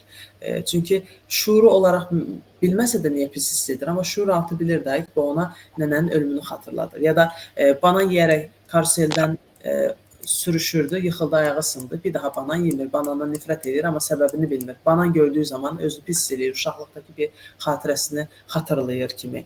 Yəni, oradakı tetikləyicinin nə olduğunu hal-hazırda bilmirəm. Görsəlmi, eşitsəlmi, qoxumu, danışılan bir səsmi, səsləmi tetiklənir, toxunuşla mı, yəni kinestetikmi tetiklənir. Amma demək ki, bəzi tetikləyicilər var ki, bu xanımı dayanmadan keçmişə aparır. Yenə eyni şəkildə, baxın, siz cavab verə bilməzsiniz. Zaten psixologiya tapmaca deyil də. Biz bunu pasiyentin özündən alırıq cavabı. Məsələn, orada su içmək sənin üçün nə anlama gəlirdi? Orada özünü necə hiss edirdin? O xatirəni xatırlamaq hal-hazırda sənə necə hiss etdirdi? Nələr düşündürdü? Nələr yadıma saldı? Bu sualları verdim. Ayşə, yəni nələr yaşayırdı? Həyatında nələr baş verirdi? Bu onun üçün nə anlama gəlirdi? Bəzi suallarla spesifikləşdirib məsələnin nə olduğunu tapırıq. Mən onu sualları verdim. Düz təbii ki, pasiyentim deyil, yaxınım idi deyə, amma yenə də bu sizin kimi sualları verdim və dedim iş zamanı həmən eynən sizin kimi dedim. Bəlkə qarşındakı insan sənə nəyisə xatırladıb ki, sən keçmişə getmisən. Deyir, yaxşı, deyək ki, o xatırladım, amma xeyr deyir, xatırlatmırdı. Bir şey ki, oturmuşam, evdə uzanmışam, amma yenə də mənasız şeylər yadıma düşür. Məsələn, mən sizdə burada almadan söhbət eləyirəm, o gedir, nə bilim, daşdan söhbət edir. Çox deyir, dəxlisizdir. Mən eləcə sualın cavabını tapmaq istəyirəm, amma heç cürə tapa bilmirəm. Və mənə də maraqlı ki, durduğu yerdə qarşımızda deyil də və biz indi onunla danışmırıq axı. Yəni biz belə, yəni bu da individual bir məsələdir deyə biz belə cavab tapa bilmərik onsuz da. Yəni bu takıntı əmələ gəlir, takılırmı, beyin artıq get-gedə bu takıntını mı artırır? Mutsuzdur, depressiv durumdan dolayı mı gedir? Travmalı və travması tetiklənir deyə mi gedir? Yoxsa nədən gedir hal-hazırda heç bir şey bilə bilmərik ki. Əgər mən düşünmüşdüm, dediyim kimi, bəlkə də ən xoşbəxt olduğu vaxtdır və ya ən bədbəxt olduğu bir vaxt insan qalır. Yorumdur, yəni fikirdir. Bəlkə buna görədir, bəlkə buna görə biz terapiyada belə eləmirik, özündən direkt soruşuruq. Bu sənin üçün nə mənaya gəlir? Nə baş verdi orada? Bəlkə o qədər fərqli səbəb ola bilər ki, məsələn, o anda söhbət sıxıcı idi. Söhbət sıxıcı olarkən hep qaçıbsan məsələn. Düşünün ki, bir uşaq evdə ata-ananı döyür. Ata-anasının döyülməsini eşitməmək üçün hər dəfə qulağını tutub, hər dəfə özünü dənizdə xəyal edib, falanda xəyal edib, uşaqlıq xatirələrini gözəl olanların yadına salıb. Hər sıxıntı yaşadığı zaman hansı bir xəyala gedir, hansı bir görüntüyə gedir. Görsəl bir insandır və nəyisə görsəlləşdirərək qaçır. Yəni biləməzsiniz. Ola bilər bəlkə də mən necə deyirəm, mənə yalan deyirəm. Yəqin nəsə mənası bilirik. Axı mənasız idi. Heç bir mənası yoxdur. Mən deyir otluqda O, gəzirəm. o mənasız ola bilər, amma hal-hazırki situasiyadan qaçışdı bəlkə. Bəlkə hal-hazırki situasiya sıxıcıdır və mənasızdır. Tacizə uğrayarkən, özünü dənizdə üzərkən xəyal edən qızlar var məsələn. Yəni o məsələ dənizdə üzmək mənasızdır və ya mənalıdır deyil. Dənizdə üzmək mənə nə qazandırır ya da məni nədən qoruyur? Sual belə verilməlidir. Yəni bu nəyi qazandırır və nədən bizi qoruyur? Dənizdə xəyal etmək onu o anki acını yaşamaqdan qoruyur. Başa düşdüm, aydındır. Yenə də təbii ki, ətraflı danışıb cavabını tapmaq lazımdır. Çox sağ olun, minnətdaram. Axşamınız xeyir. Mən sualdan yəni sual deyil, sadəcə indi dediyiniz mövzuda onu xatırladım ki, mən həkim getməyi heç vaxt sevmirəm. Nə qədər xəstə də olsam, mənə dərman vermək istəyəndə atmaq istəmirəm və düşünürəm ki, o mənə heç xeyir eləməyəcək. Xəstəxanalara qarşı da belə sevmədiyim bir yerdir. Həkimlər mənə kömək edə biləcəyini düşünmürəm. Belə bir həmişə. İndi siz dediniz, ağlıma gəldi ki, mənim nənəm xəstəxanada yatıb və orada rəhmətə gedib. Mən də onun yanında qalırdım, ona baxırdım. Və mən evdə olanda həmişə istəyirdim ki, o xəstəxanaya getsin. Düşünürdüm ki, o xəstəxanada olsa, həkimlərin yanında olsa, ona heç vaxt heç nə ola bilməz. Onlar onu qoruya bilər. Amma rəhmətə gedəndən sonra artıq məndə bu şey yaranıb ki, həkimlər heç nə edə bilməz. O iynə dərman heç nə eləmir. Bəli, inancınızı itirmisiniz. İnancınızı itirmisiniz. Xəyal qırıqlığı, bir travmatik bir an olub da sizin üçün və artıq bu da sizin həkimdən qaçmağınıza səbəb olur. Fərq etməyiniz güzəldir. Sağalmaq fərq etməkdən başlayır. Yəni belə düşün, qolum cırılıb koftam. Mən fərqində deyiləmsə, görmürəmsə cırıq olaraq da qalacaq. Tikilməsi üçün, problemin yəni həll olması üçün öncə mənim görməm, cırılıbmış, daha sonra qəbul etməm, doğrudan cırılıb və sonra o zaman bunu necə tikə bilərəm? Onu necə həll edə bilərəm? Daha sonra həll yolu düşünəcəm. Bu birinci addımdır sağalmanız üçün. Təbrik edirəm. Çox sağ olun. Sağ olun Lətifə xanım, təşəkkür edirik. Biz Təşəkkür edirəm. Elektron platforma olduğumuza görə sizə təşəkkürnaməmizi bu cür təqdim edirik. Yəqin ki, görsənir. Bəli, görürəm. Təşəkkür edirəm, çox sağ olun. Biz sizə göndərəcəyik bunu. Yəni, çap edə bilərsiniz sonradan. Oldu, çox sağ olun. Hər kəsə də gecəniz xeyrə qalsın deyirəm. Yenə inşallah görüşərik. Sağ olun. Gecəniz xeyrə, sağ olun. Siz sağ olun. Ümid edirik biz bir daha görüşərik fərqli mövzularda. Çox maraqlı və interaktiv bir formada bu webinarı apardığınıza görə minnətdarıq sizə. Kimlərinsə sözü qaldısa, mənə yaza bilər, mən Lətifə xanıma yönləndirərəm sizin sözlərinizi.